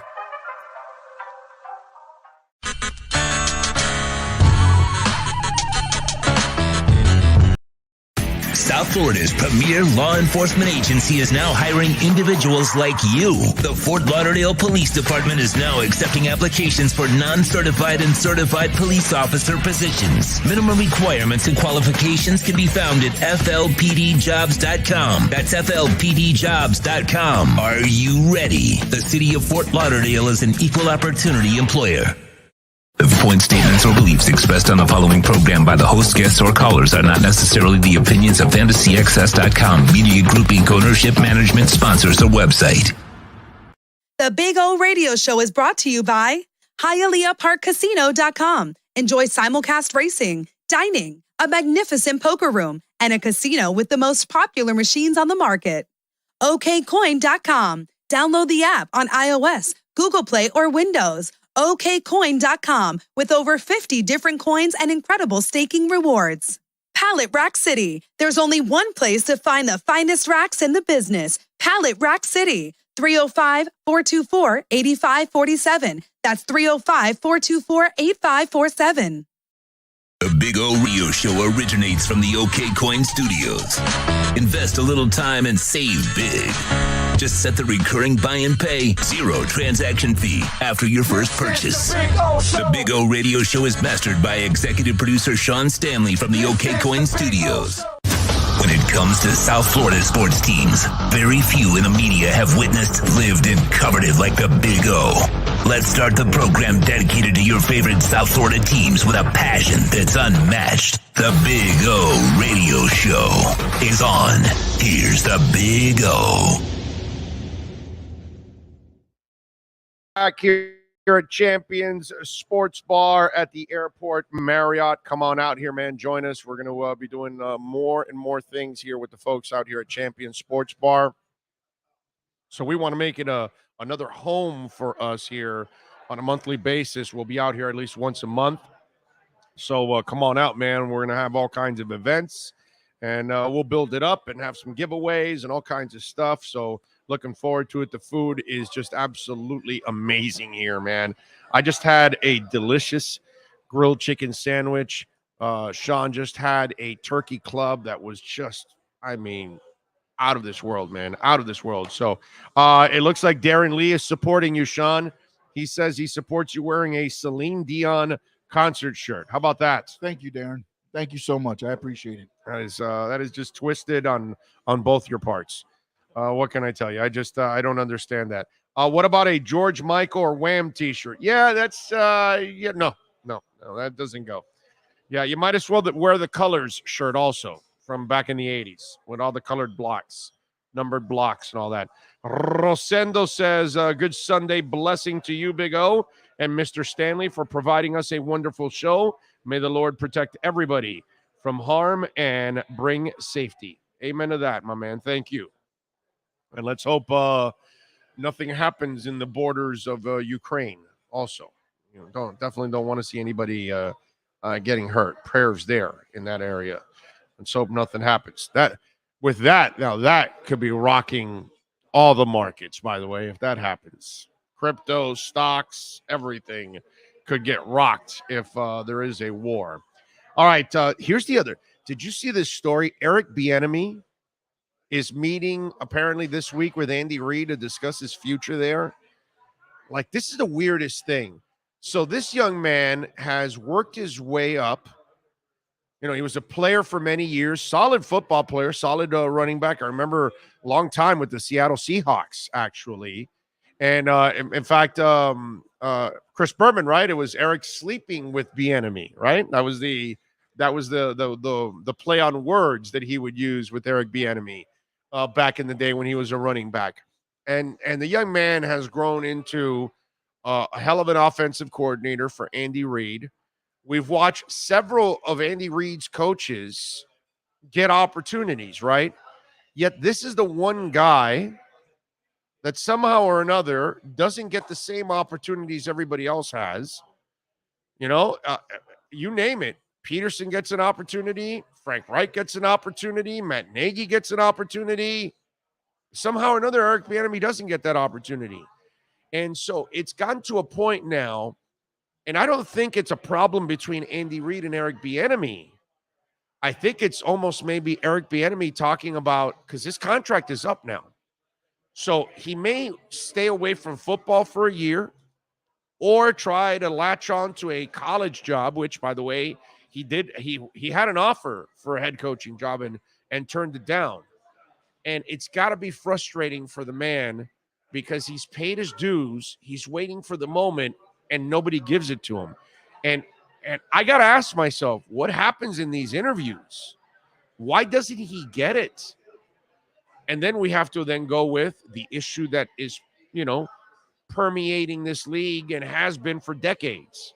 Minorities not put in positions of power and not given the same opportunities as others. But if I'm telling you Frank Reich is getting it and Peterson is getting it for a second time now and Matt Nagy's getting it, and then why isn't Eric Bieniemy getting it?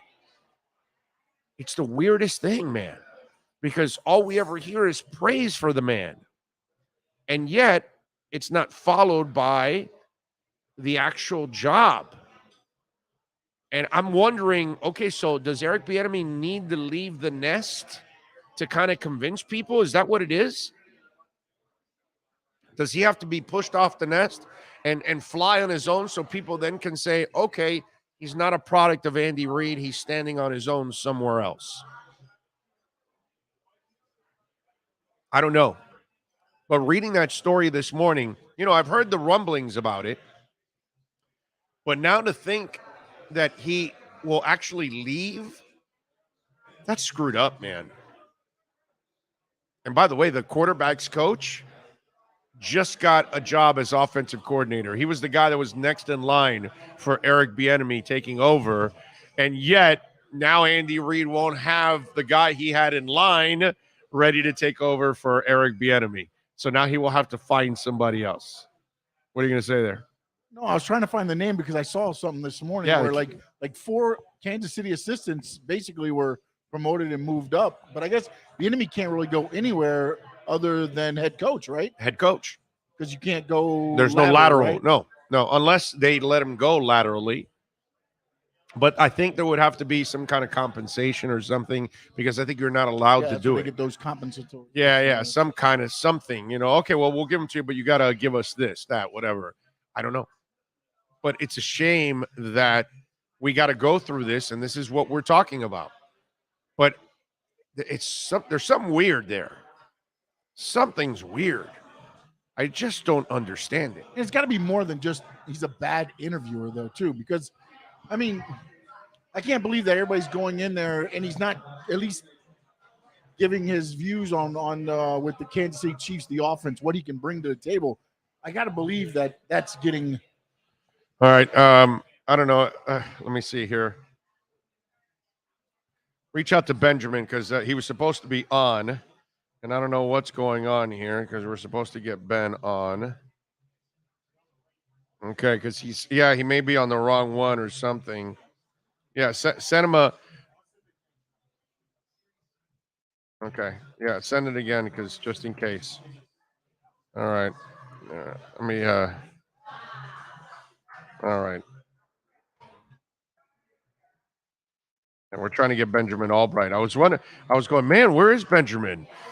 And then I check my phone and I see, hey man, I'm waiting. And I'm like, well, no, you're not. We don't see you here, but I don't know. So we'll see. All right. Big O, what if Dre brings back NWA? That will be crazy.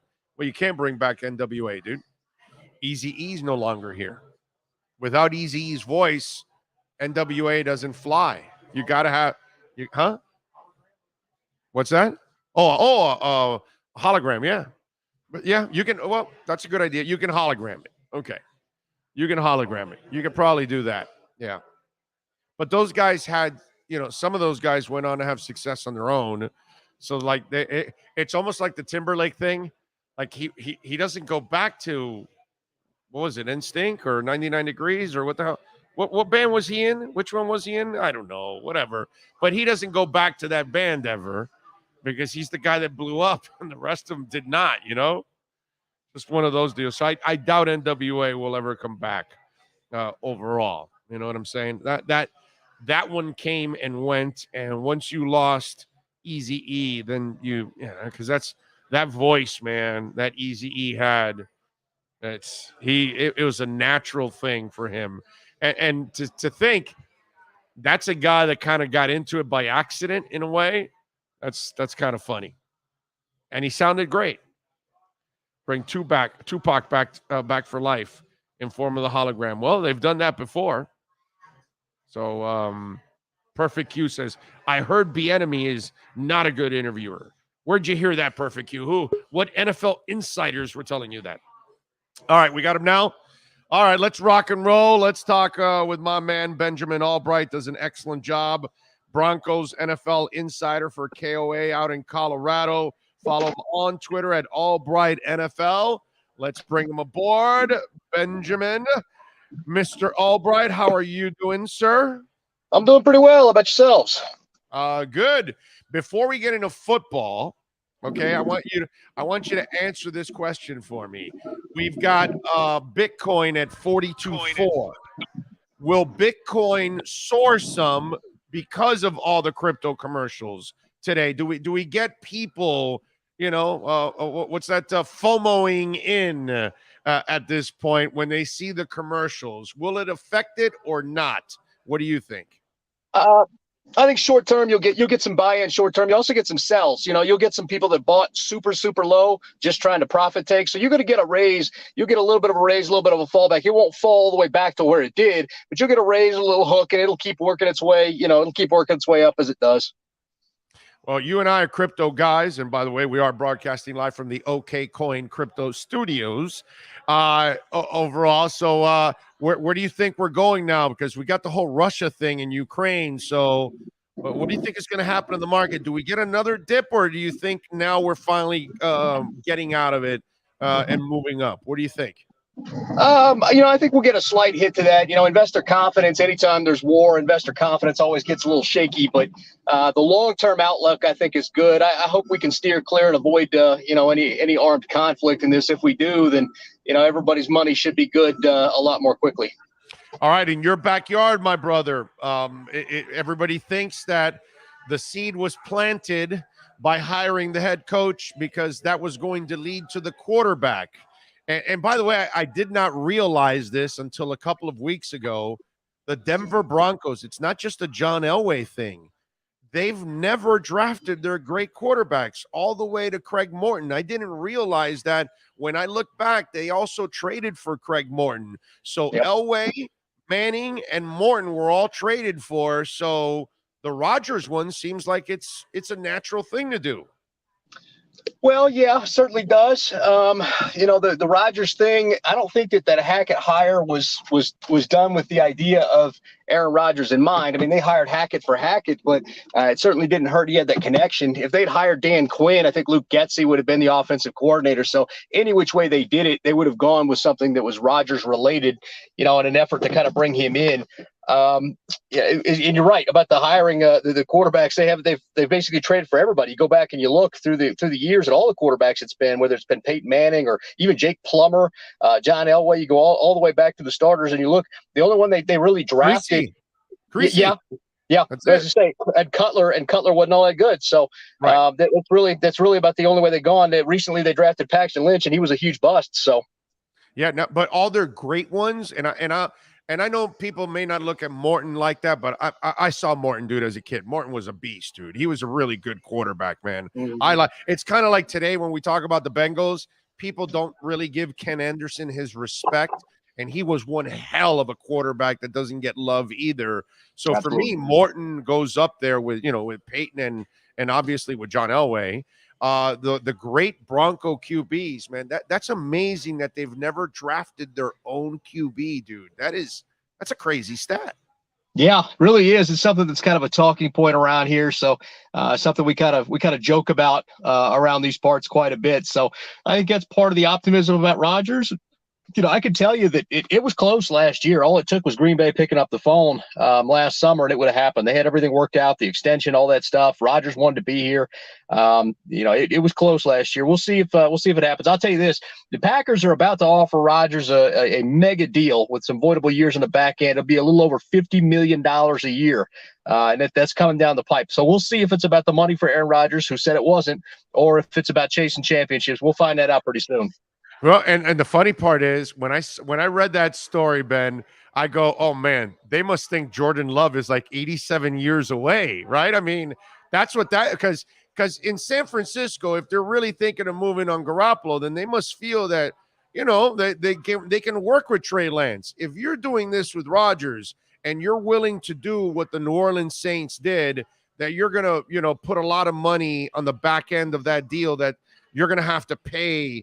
The Piper, as you know, down the line because of all that dead cap money, then that tells me Jordan Love must not have made much progress here so far. Well, yeah, and I think we saw it. We've seen Jordan Love play. We know what he isn't. And that's the thing. It's funny. I have a lot of Packers fans asking if the Broncos would be interested in Jordan Love, and I'm like, no, we all saw him play. Nobody is. So. That's kind of the thing. I think that they know that in order to win, it's either going to be with Aaron Rodgers or they've got to find a different way to go. So, I think that in the end it's a searing indictment on where they feel Jordan Love is. All right, Ben, I was just talking about this because it's a weird situation. And obviously with the lawsuit we have going on now with the NFL and Brian Flores, Eric Bieniemy, my brother. Okay, so Nagy gets an opportunity. And what's it called? Peterson now gets his second opportunity. Frank Reich gets an opportunity. So guys are getting opportunities, yet Eric Bieniemy's not getting that opportunity, getting the interviews, but not getting the opportunity. And now there's talk that he might leave and stay away from football for a year or take a college job or something like that. What is it that we don't know? What's going on behind the scenes?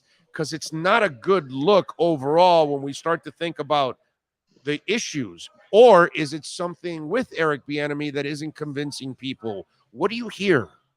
It's a combination of things. And let me start off by saying there is a systemic problem in the NFL with getting minorities head coaching opportunities. Let me start with that because I firmly believe that. I'm 100% with that.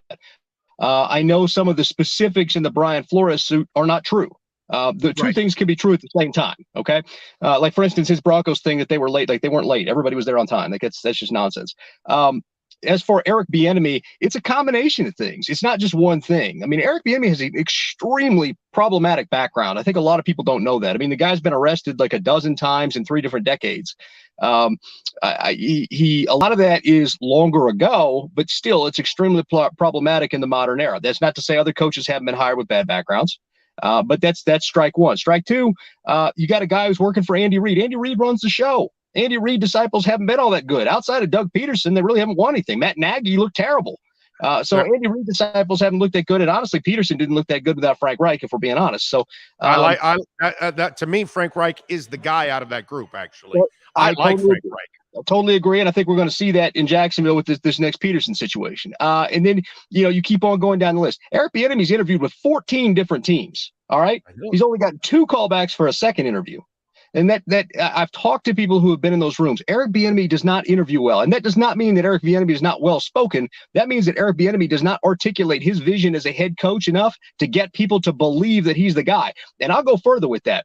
The Cincinnati Bengals, he was their front runner. He was the guy they were going to hire until he came in and blew his interview, and then they wound up hiring Zach Taylor, and now look, they're in the Super Bowl. Right. It's crazy, man. It's just it's weird. And the way you phrased it at the beginning, that both can be true, that's exactly it, my brother. It's one of those things where there's no doubt that there's a systemic problem in the NFL in hiring minorities. But I also feel like I've been saying the last couple of weeks, Brian Flores is the worst example to use for this. There are other people that we can use. I'd rather hear from Marvin Lewis, who it took forever for him to get his opportunity. I'd rather hear from Tony Dungy. I'd rather hear from other people that kind of been through this, and maybe you could use them as your lead guy. I feel like Brian Flores is the worst example to use for all of this because it's not just a Denver situation. Miami, there's no systemic issue here because the front office is led by a minority who then hired 2 other minorities to help lead the front office. And then they hired a minority for head coach and drafted a minority at quarterback, then fired the minority only to replace him with another minority. So that's not an issue here. You know what I'm saying? So, and with the Giants, that's also not an issue because if you're using Belichick could have been just going by hearsay. Plus, every one of us knew Daboll was going to be the guy once. The other guy, what is it? Joe Shane. Yeah, Joe Shane. Whatever. Once he got hired, we knew Daboll was the guy. Come on, man. That was his guy. It's funny because that's the thing. Like the guys, like I'll tell you this: the Flores lawsuit. They tried to get other African American head coaches on board with that. I know of coaches that they tried to get on board with that and they declined. Guys like Steve Wilkes. And so I'll tell you that that situation is an odd one. Eric Bieniemy's not the guy to use. Eric Bieniemy's interviewed with minority GMs. You just talked about one. In Miami, he interviewed with Terry Fontenot in Atlanta last cycle. Ryan Poles, a guy he worked with in Kansas City, declined to even interview him for the Chicago job this go round. Right? They took Matt Eberflus. Declined. A guy who worked closely with Bieniemy didn't even interview him. And this goes back to his time, his other stops. He was an OC at Colorado, and he was terrible. His teams were terrible when he was the offensive coordinator at Colorado. That's the reason I keep telling people he'll never get hired here in Denver, is because everybody remembers that he ran off recruits and his offenses would come out woefully unprepared. They'd be getting delay of game penalties on first down after taking over off a punt. You know, he was just unprepared. That sounds like the Dolphins, by the way. That Right, sounds like the Dolphins right there. I'm just and saying. that's not to say somebody can't improve. That's not to say someone can't improve, but I'm saying your resume is your resume. I'm with you there. All right. Your thoughts on the Dolphins hire of Mike McDaniel? I love Mike. Now, to be fair, I'm gonna be a little biased. I know Mike, so that's going to be a thing. Mike is from Colorado here. He's a Colorado kid. He is a very, very smart individual. He's a little goofy though, so he's got like traditional sports talk guys might have trouble connecting with him sometimes because he's a little bit of a goofy dude. But if you understand that he's usually kind of got this tongue-in-cheek humor thing going on, and you kind of understand that, you'll be better off. You'll be better off for it. But Mike's a very smart dude, and I'm gonna tell you, if anybody can get the most out of Tua, it'll be Mike McDaniel. Are you a Tua believer? I'm not particularly, but I'm saying Mike McDaniel can make him a serviceable quarterback. I've seen what he's been able to do. I've seen what he's been able to do with quarterbacks that I don't think are particularly great. I mean, Jimmy Garoppolo is not a great quarterback, and look what they were able to do with the run game and everything else. So I think that Mike is going to draw up a great run game. They're going to get the right offensive line guys in there, and you'll have enough to make it happen. Yeah, I think that once you get the running game going, I think that's when Tua will then excel, because the quick decisions, the quick passing game, you get a little more speed on the field. Play design is very important in today's game. It's always been important, but all the way from Sid Gilman back in the 60s with the Chargers, it's always been important play design. But I think that's something that wasn't very good with the Dolphins, setting teams up from one quarter or another, from one series to another. Play design is incredibly important. I think McDaniel actually excels at those kind of things. He does, and he's really been instrumental in designing the rushing attack of the 49ers and the way that they do things running the football and trying to get a hat count in the box to be able to exploit deep. So I think he's going to be great for Waddle and Tua. I think he's going to be great for whomever is the eventual running back there. You guys still have Phil Lindsay. I wonder if you bring him back, because he would be great in that outside zone scheme. Yeah, I think Lindsay and Duke Johnson might be two guys they bring back and then draft somebody, because the other guys they have are probably not perfect for that scheme. But Lindsay may end up. By the way, do you know anything about Matt Applebaum, the new O-line coach that was taken from the Boston College Eagles, which apparently Haley and McDaniel know each other from the days in San Francisco? Yeah, that I don't know a whole lot about that. I mean, I know those things, but I don't know a whole lot about that to be able to comment on that super confidently. But yeah, I thought that was interesting. All right, what's your pick today? Who wins? You going with Rams or going Bengals? Yeah, I have two wagers out there. I took the Rams and I laid the 4, and then I teased up that first half under to 24.5, and took the big bet on the first half under. Nice. All right. Good. All right. What are you working crypto wise before I let you go? I know you and I are big Crow guys. So yeah. Any other coin that you're big on over the next year or two that you like a lot? I've got a big position in AMP, AMP, yes. And then I've got a medium sized position in Anchor, ANKR. Those are two I like. In terms of this case, I really enjoy. So I'm looking forward to seeing those take off this year. I think those will take off. I think they've been slow builders, and now I think is when they're ready to start taking off in this next year. I'm with you there on both of those. Follow him, by the way, on Twitter at Albright NFL. Always great insight, not just on the Broncos, but also on the league. He is Benjamin Albright. Ben, as always, thanks, man. Appreciate you, my brother. Enjoy the game tonight. Absolutely. Take care. You got it. There you go. Great stuff, as always, from Benjamin Albright there. How about that? Good on the McDaniel stuff. That's why I also wanted to bring him in, because McDaniel being a Colorado guy, I figured he would have, a little insight to talk a little bit about McDaniel. And obviously I wanted to talk to him because there's so many storylines. It wasn't just to ask about McDaniel because he's a Denver kid, but also to talk about Aaron Rodgers, possibly going there now, because Aaron Rodgers is in the middle of this whole thing with Green Bay. And Green Bay now, there's a report that Green Bay wants to offer him the world. When I saw that, that means, okay, wait a minute, the Jordan Love thing isn't really advancing. Whereas Kyle Shanahan and company are incredibly cocky and confident about moving Garoppolo and starting with Trey Lance. So that's the difference. Both invested in a young player, yet only one of the two is willing to say, yeah, no, our current starter, no, we're going to let him go. We're going to go with the young guy. We can build on this. Now, Aaron Rodgers and Garoppolo are two different players also. Once you allow Aaron Rodgers to walk out, you're allowing one of the greatest quarterbacks to ever play the game to walk out. You'll never say that about Jimmy Garoppolo. You know what I'm saying? But is Jimmy Garoppolo better than Trey Lance right now? That's what we don't know. We don't know how good or what Trey Lance is. But it's clear that Green Bay must feel that if Aaron Rodgers walks out the door, the drop-off to Jordan Love is bad. And listen, just to defend Jordan Love just a tiny bit, okay, because I wasn't like this guy that wanted Jordan Love at the beginning, in the draft. I always said he was too raw to even take him early. But the bottom line, have we really seen a lot of Jordan Love to really make a determination? Not really. But they have behind the scenes. Something's given there. Because if they don't want to let Rodgers go after all the crap that's gone on, after how much he has trashed the GM, Gutekunst, and yet they're going to allow that to be water under the bridge and move on, it's pretty amazing.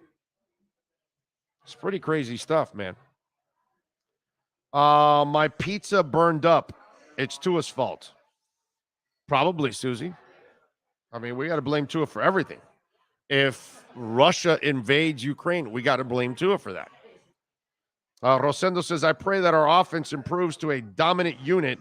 Our defense continues to progress. I'm with you there. Big O saw Alice Cooper. Great show. Always puts on a great show. What is it? Orenthani still the guitarist, the girl? She's really talented, man. She is really good. I don't know who he's using as a guitarist because he's had, different guitarists over the years, but I think her name is like Orenthani or something like that. She's been touring with them over the last few years. I don't know if she's already moved on her own or something like that, or is she still touring with them, but she is supremely gifted, man. It's like Nita Strauss. Nita Strauss doesn't get enough credit and love for her talent. You know why? Because she's like a beautiful woman that plays guitar. So, like, you look at her and you're looking at her looks, and you're not really paying attention to her talent, okay? And she is a gifted guitarist and does not get enough credit.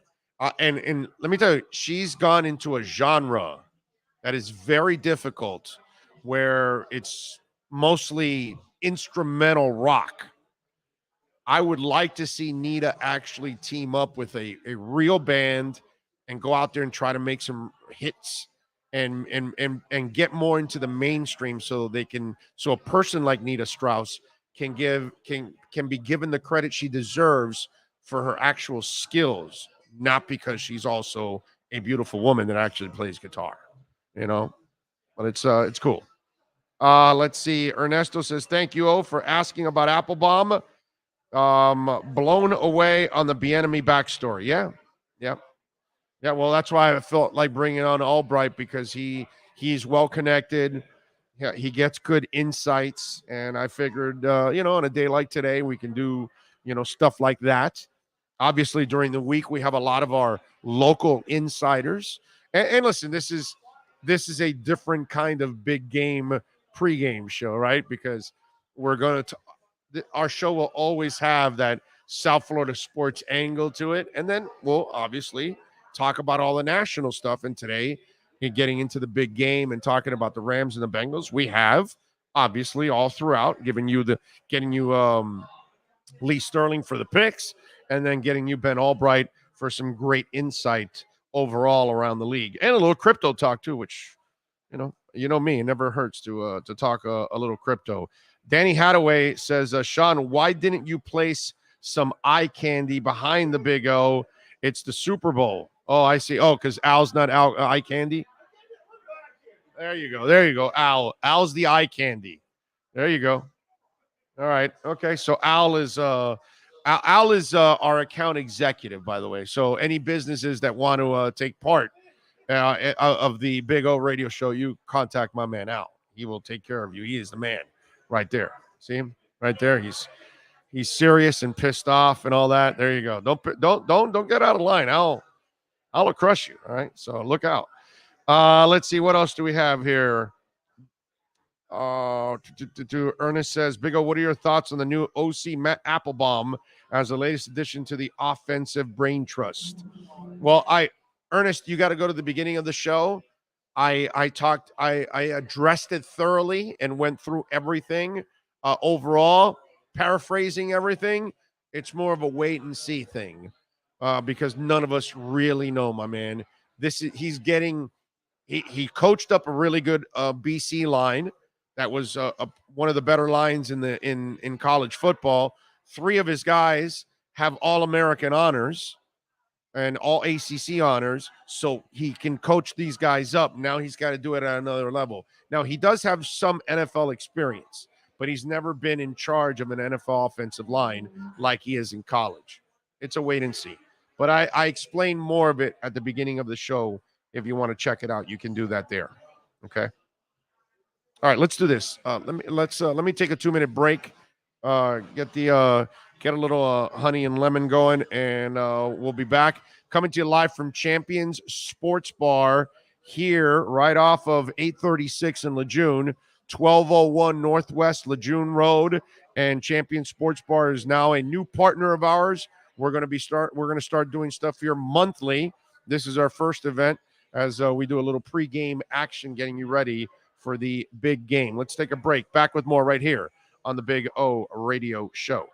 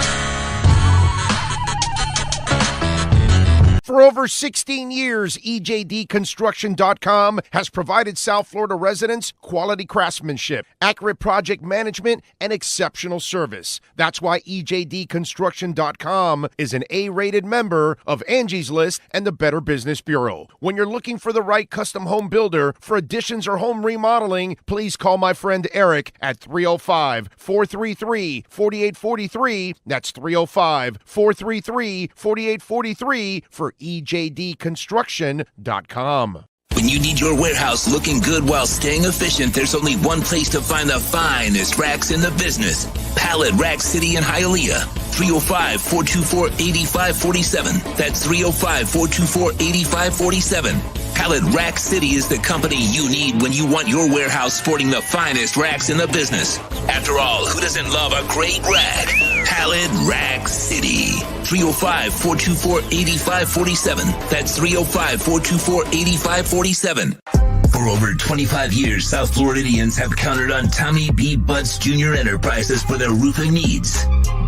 In South Florida, we battle the sweltering heat, rain, winds, and all kinds of tropical storms.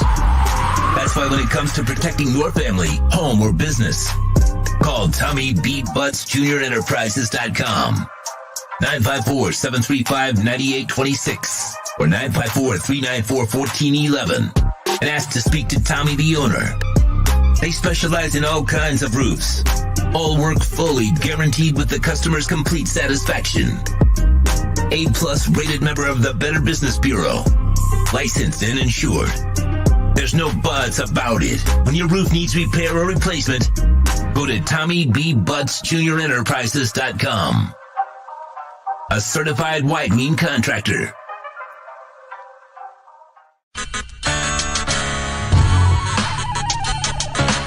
Oh, great. You got a doorbell camera.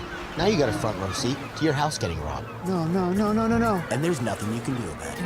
Get out of my house! Ooh. Oh, mom's jewelry. There goes the TV. I'm sure it'll turn up at the pawn shop. No! Just because you can see them, that doesn't mean you can stop them. With Slowens, you get 24-hour monitoring, a free home security system, and professional installation. Plus, a free doorbell camera. Free? One that'll actually work for you. It's not total security unless it's the Slowens Shield. Call 1-800-ALARM-ME.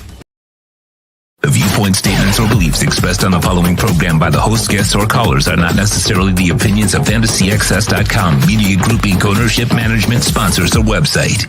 The Big O Radio Show is brought to you by Sports Grill. Good food, good drinks, good friends. Craig Zinn Acura of Pembroke Pines, the #1 volume Acura dealership in the Southeast United States. The Fort Lauderdale Police Department. The FLPD is hiring. Go to FLPDjobs.com. The Big O Radio Show originates from the OK Coin Studios. Invest a little time and save big. Just set the recurring buy and pay, 0 transaction fee after your first purchase. The Big O Radio Show is mastered by executive producer Sean Stanley from the OK Coin Studios. When it comes to South Florida sports teams, very few in the media have witnessed, lived, and covered it like the Big O. Let's start the program dedicated to your favorite South Florida teams with a passion that's unmatched. The Big O Radio Show is on. Here's the Big O. Hey, here we go. Final stretch of the program as we get you ready for the big game, coming to you live, of course, from Champion Sports Bar right here in the Airport Marriott. For me, it's a hidden gem. It's a beautiful sports bar and a place that we're going to start doing some stuff here on a monthly basis, and hopefully we'll start to come up with some creative stuff so you guys can come on out here and join us, maybe for Heat watch parties, Panther watch parties. Maybe, down the line, you never know if some of the other teams start to kind of pick it up. We can, you never know, maybe a draft watch party, all kinds of stuff that could happen down here at the Champion Sports Bar. So you never know what we're going to build here, but we're definitely going to try to build something up here at Champion Sports Bar. So looking forward to it. And if you come on out here, make sure you mention the show, okay? And listen, if you can't come out here today, but you want to come out during the week or weekend on your own, I'm telling you, just grab secured parking. So when you come on in, you take the ticket, show it to them, they'll stamp it. When you leave, it's secured parking, which is beautiful. Can't say that about everywhere else. The food is phenomenal, man. I'm telling you firsthand. Yeah, Sean's already clapping. I'm actually, that turkey club that you had, I want to actually try that the next time, dude. Because that turkey club looked phenomenal, bro. Phenomenal. So the food is awesome here.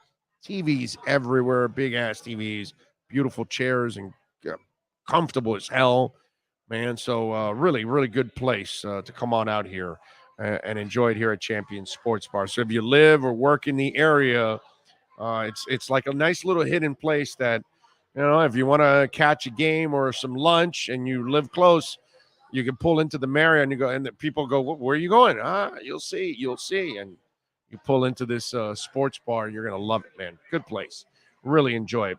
Rosendo says, how long do you see the game being played during President's Day weekend? I didn't realize the percentage of Americans that eat and drink on Super Bowl Sunday. Oh, we can eat and drink a lot on this day. Big time. Leon Fresco says Dolphins should hire a quality control consultant like Marvin Lewis or Romeo Crennel.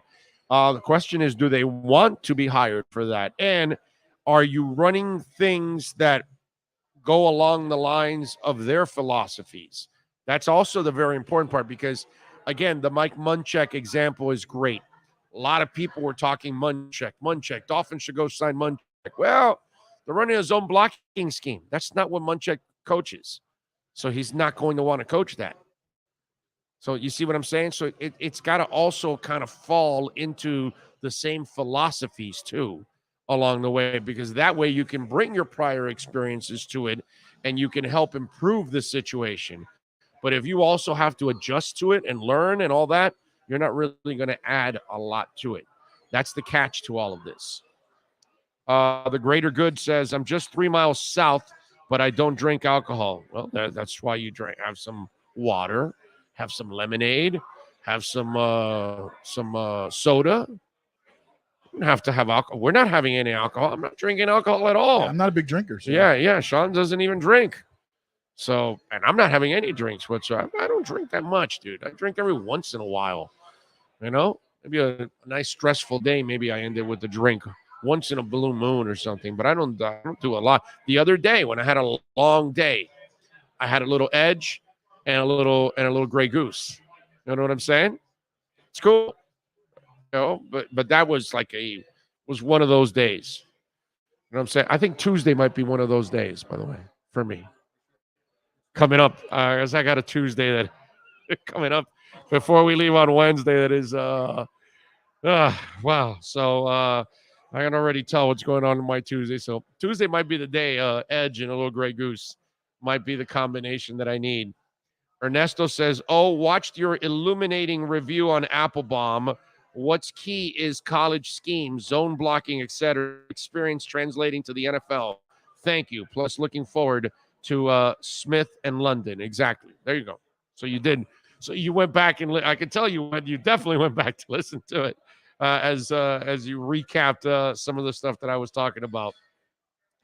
Danny says, Odell Beckham, Brady, Gronk, players will bring it.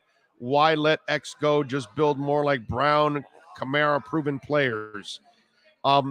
Danny, I mean, I don't know if you're asking me this or it doesn't look like it's a conversation, but part of the thing with X is the knee injuries. He's had several scopes. So you don't know when it's going to happen again. And he's constantly complaining about money. Okay?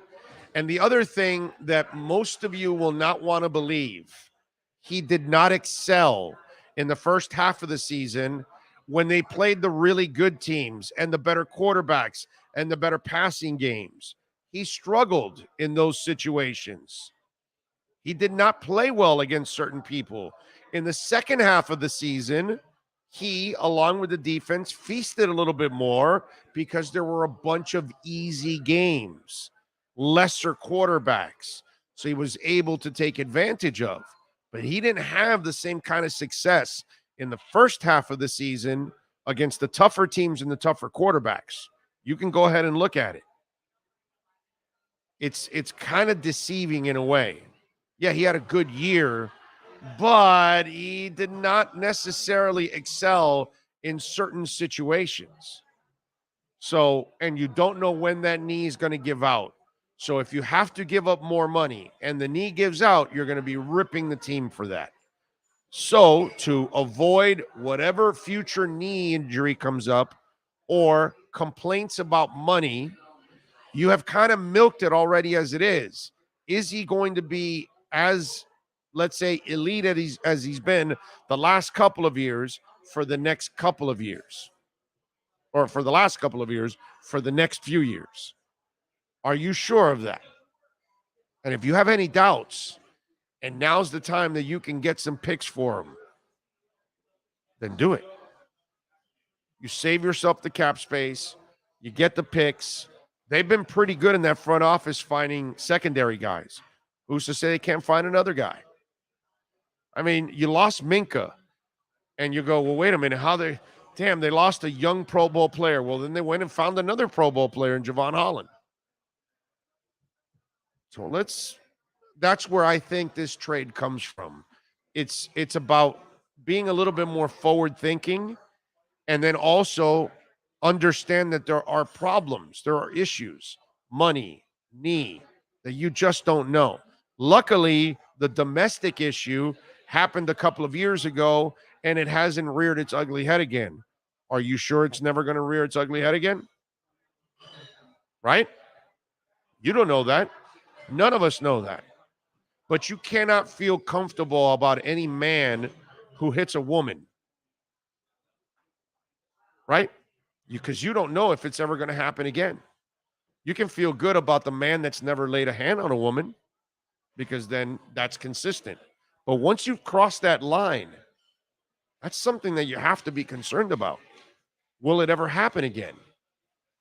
So if you're the Dolphins, you have to think about 4 or 5 knee scopes. Will it happen again? Domestic issue. Will it happen again? Complaints about money. Will it happen again? So now you've got to weigh the pros and cons with X.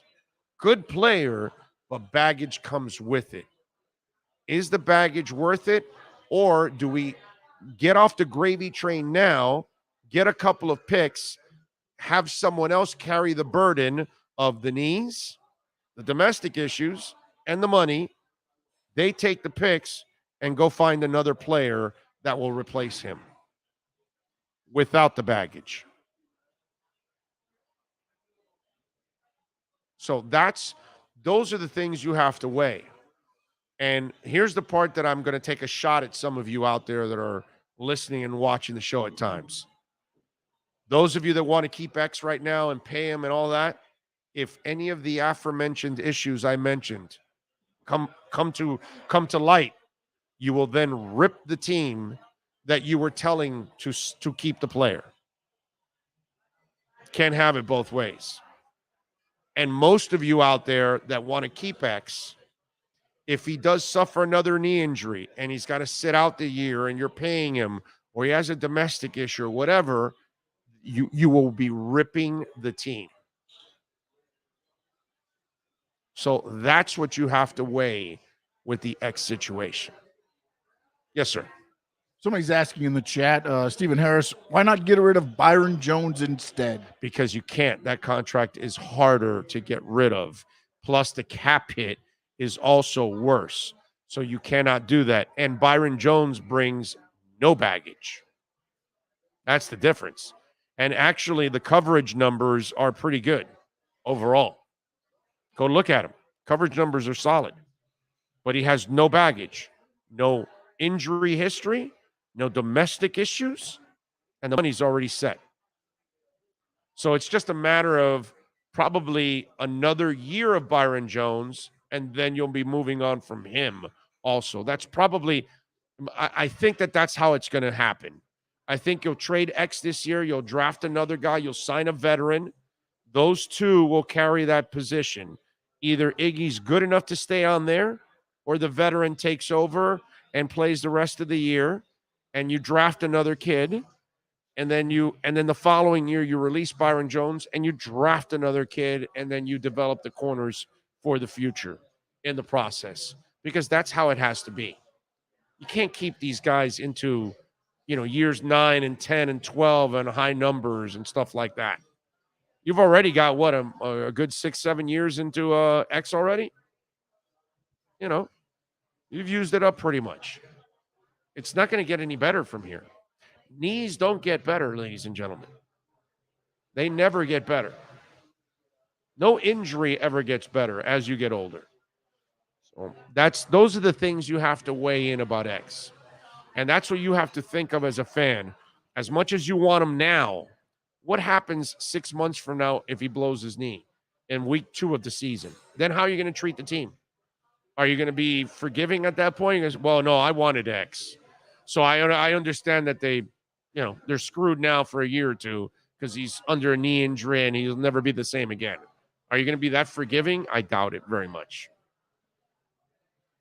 Remember, you can reach out on the Welton Rayom text line, 855-912-1056.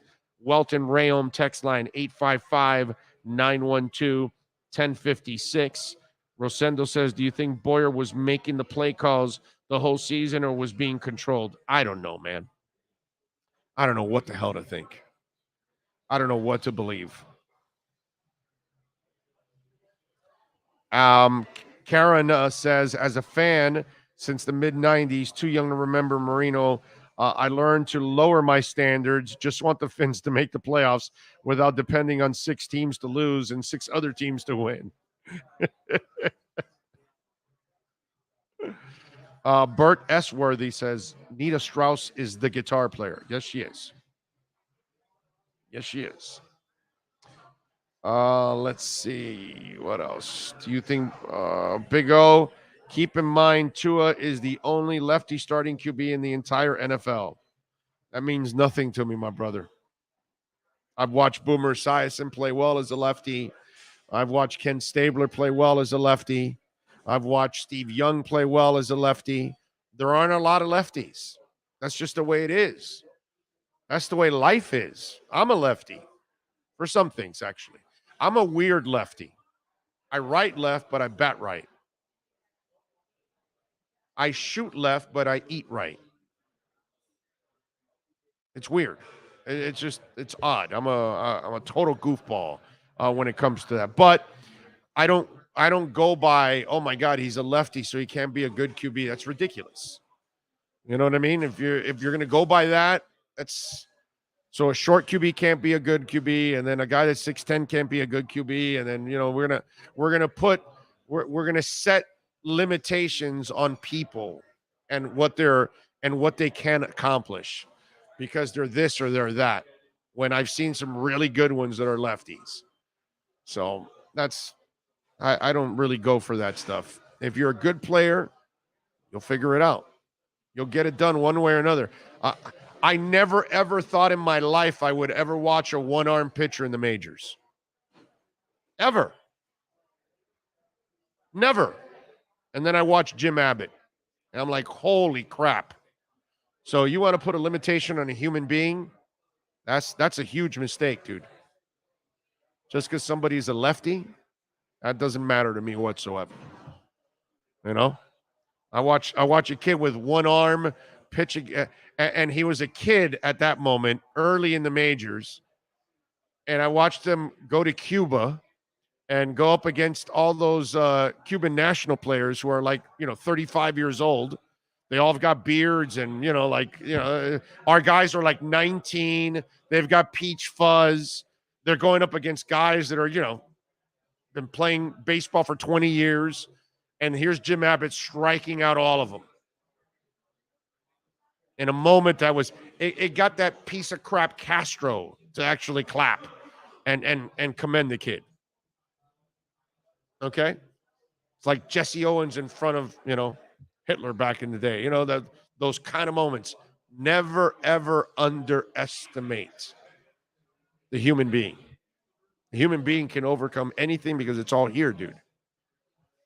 So to put limitations on people, lefty, that doesn't fly. How about J.C. Jackson as X replacements? I don't know, man. I have no idea who they're going to get, my brother. I don't know. But they've got to get what I believe, okay? This is what I believe I think will happen. They will trade X. They will try to get a couple of picks for X. Then Iggy will get an opportunity to start. Whether he can do it or not, we have no idea. And I think that they'll sign a serviceable veteran. I don't think they're going to go for a high-end veteran because that would be a major cap hit. So I think they're going to go for a serviceable veteran that they can kind of alternate between the two as they try to bring Iggy along. And I think they will draft somebody else because that they've got to do that to protect themselves. So I think those are the things that will end up happening. And X should bring you an extra pick at least this year and another one next year, or possibly both next year, depending. Maybe they put it depending on the playing time and all that kind of stuff. My son is the opposite of you. He bats and throws right, but does everything else righty? Oh, you mean lefty? Okay. Bats and throws lefty and does everything right. Oh, okay. There you go. Okay. Yeah, there you go. So he's a weirdo like me. And when we try to explain it to people, and it's because we can't explain it. Your son can't explain it. I can't explain it. It's just one of those things that it happened. You do some things left and you do some things right, and I can't explain it why. Don't know why.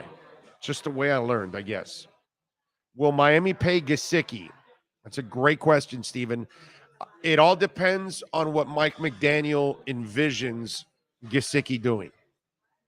That's really what it's all about. If he feels he can use him as a big wide receiver, then he does it. Then he keeps him. If he doesn't feel that his blocking is not up to par enough because McDaniel's one of those guys that wants all 10 guys on the field blocking. Okay? The quarterback can't block. Doesn't really expect the quarterback to block, but he expects receivers to be blocking downfield, tight ends, running backs, not just linemen.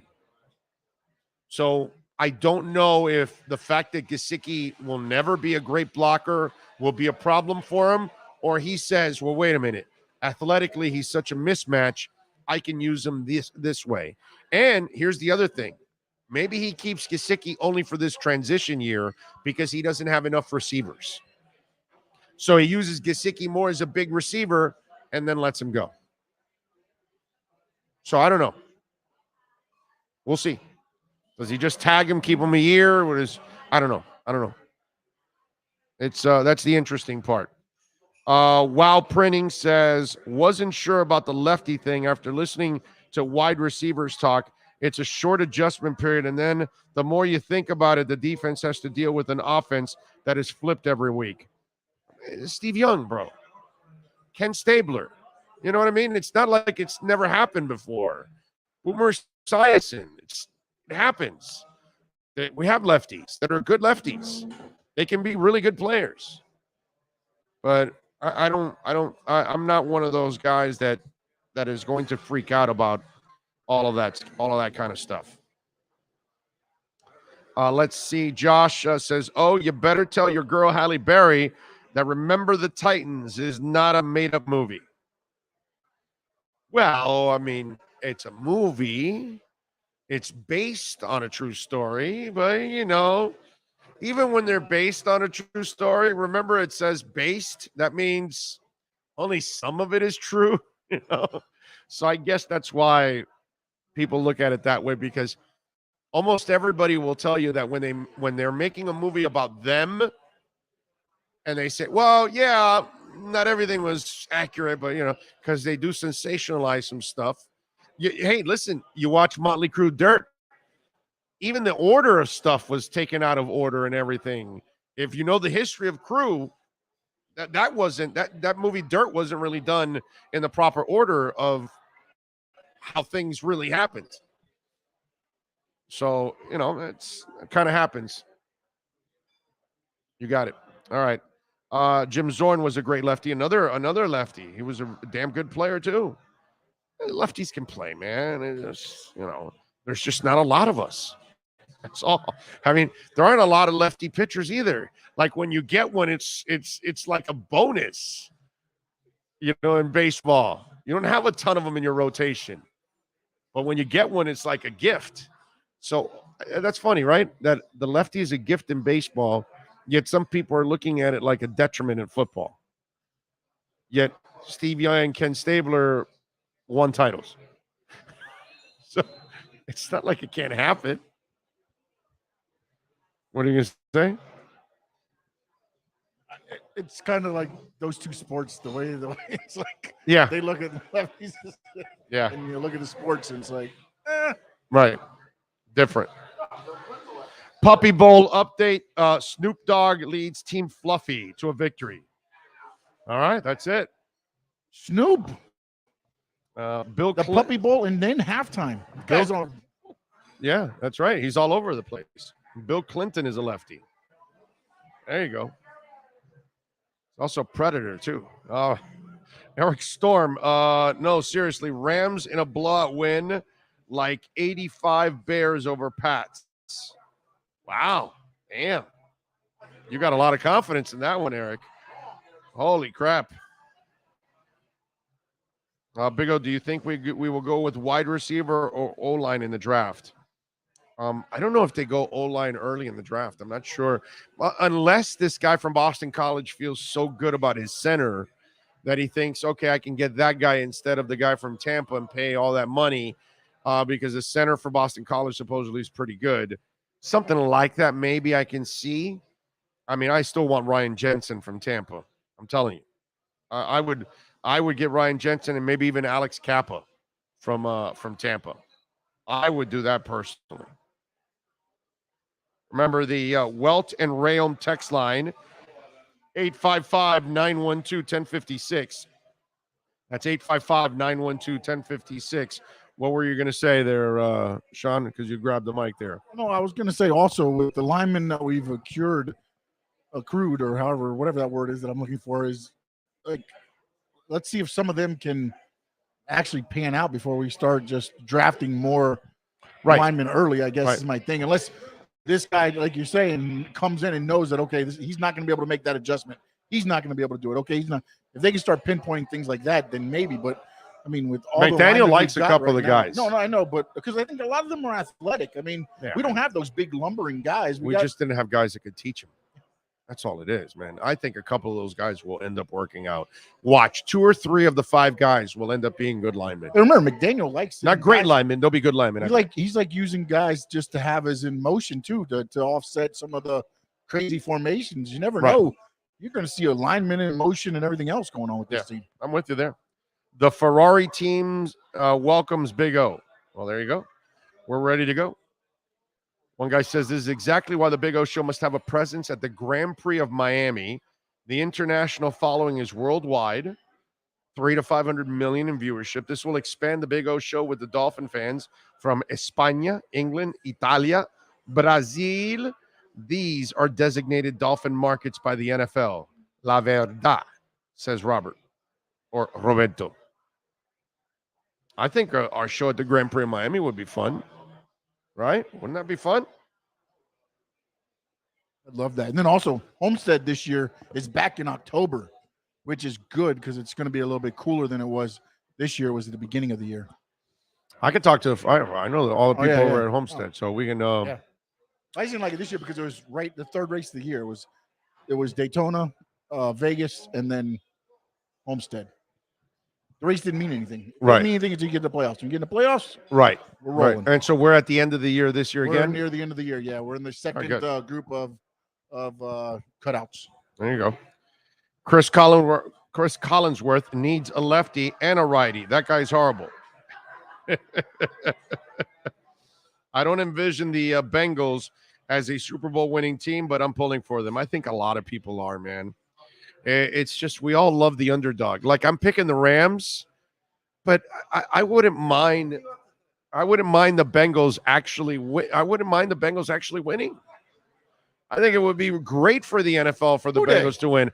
And by the way, for us Dolphin fans, gives us hope that man, if the Bengals can get it done, we've got some hope. Somehow we can figure it out one day. All I'm asking for is one title, man. That's one hope, right? It's about hope. No, I just want one title. Forget hope. I want one title. Well, you're hoping for that one title. Yes. See? But I need that one title. But then you need the Bengals to win, so you know there's hope.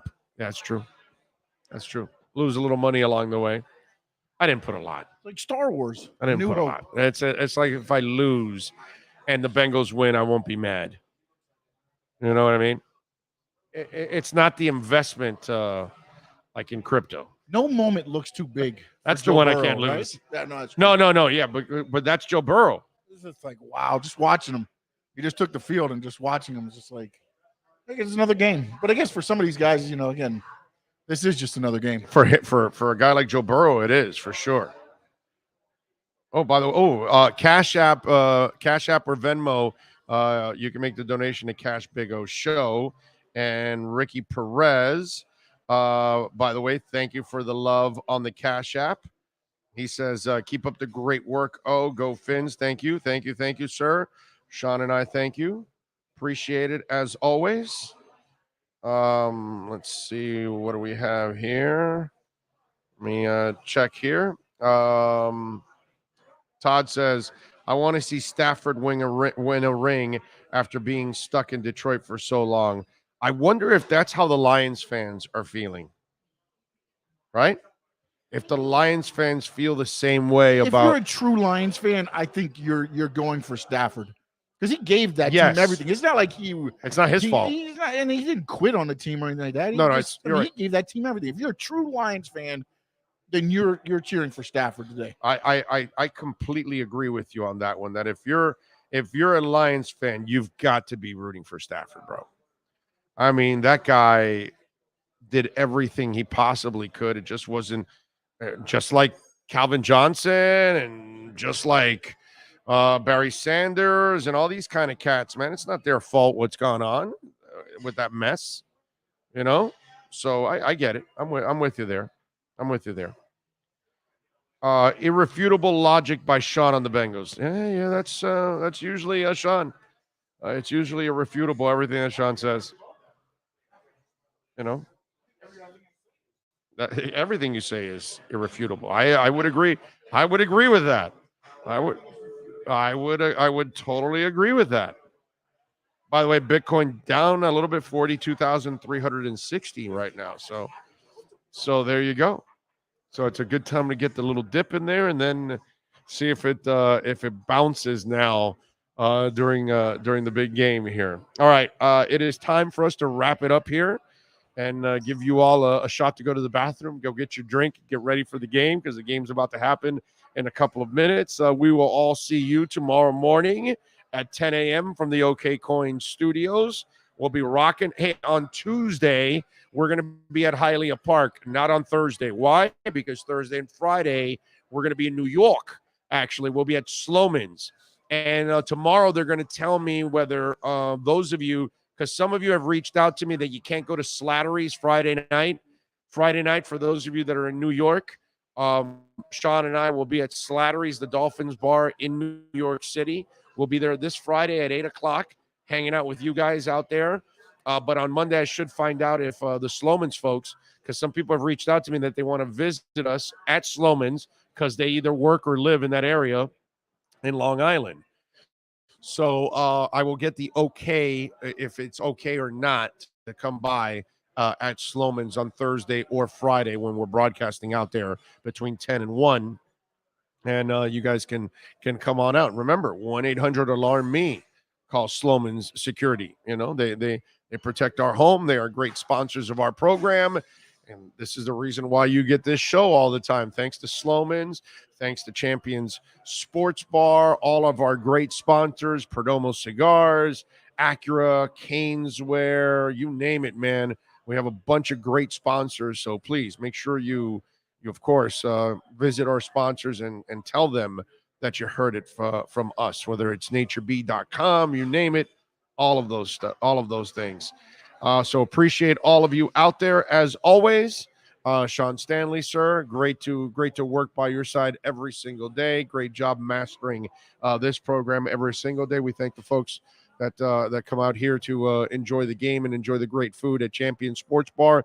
We will see you tomorrow, same time, same place, same bat channel from the OK Coin Studios. Have a great one. Oh, I think I know what this is. Houston, we have a package. Hello?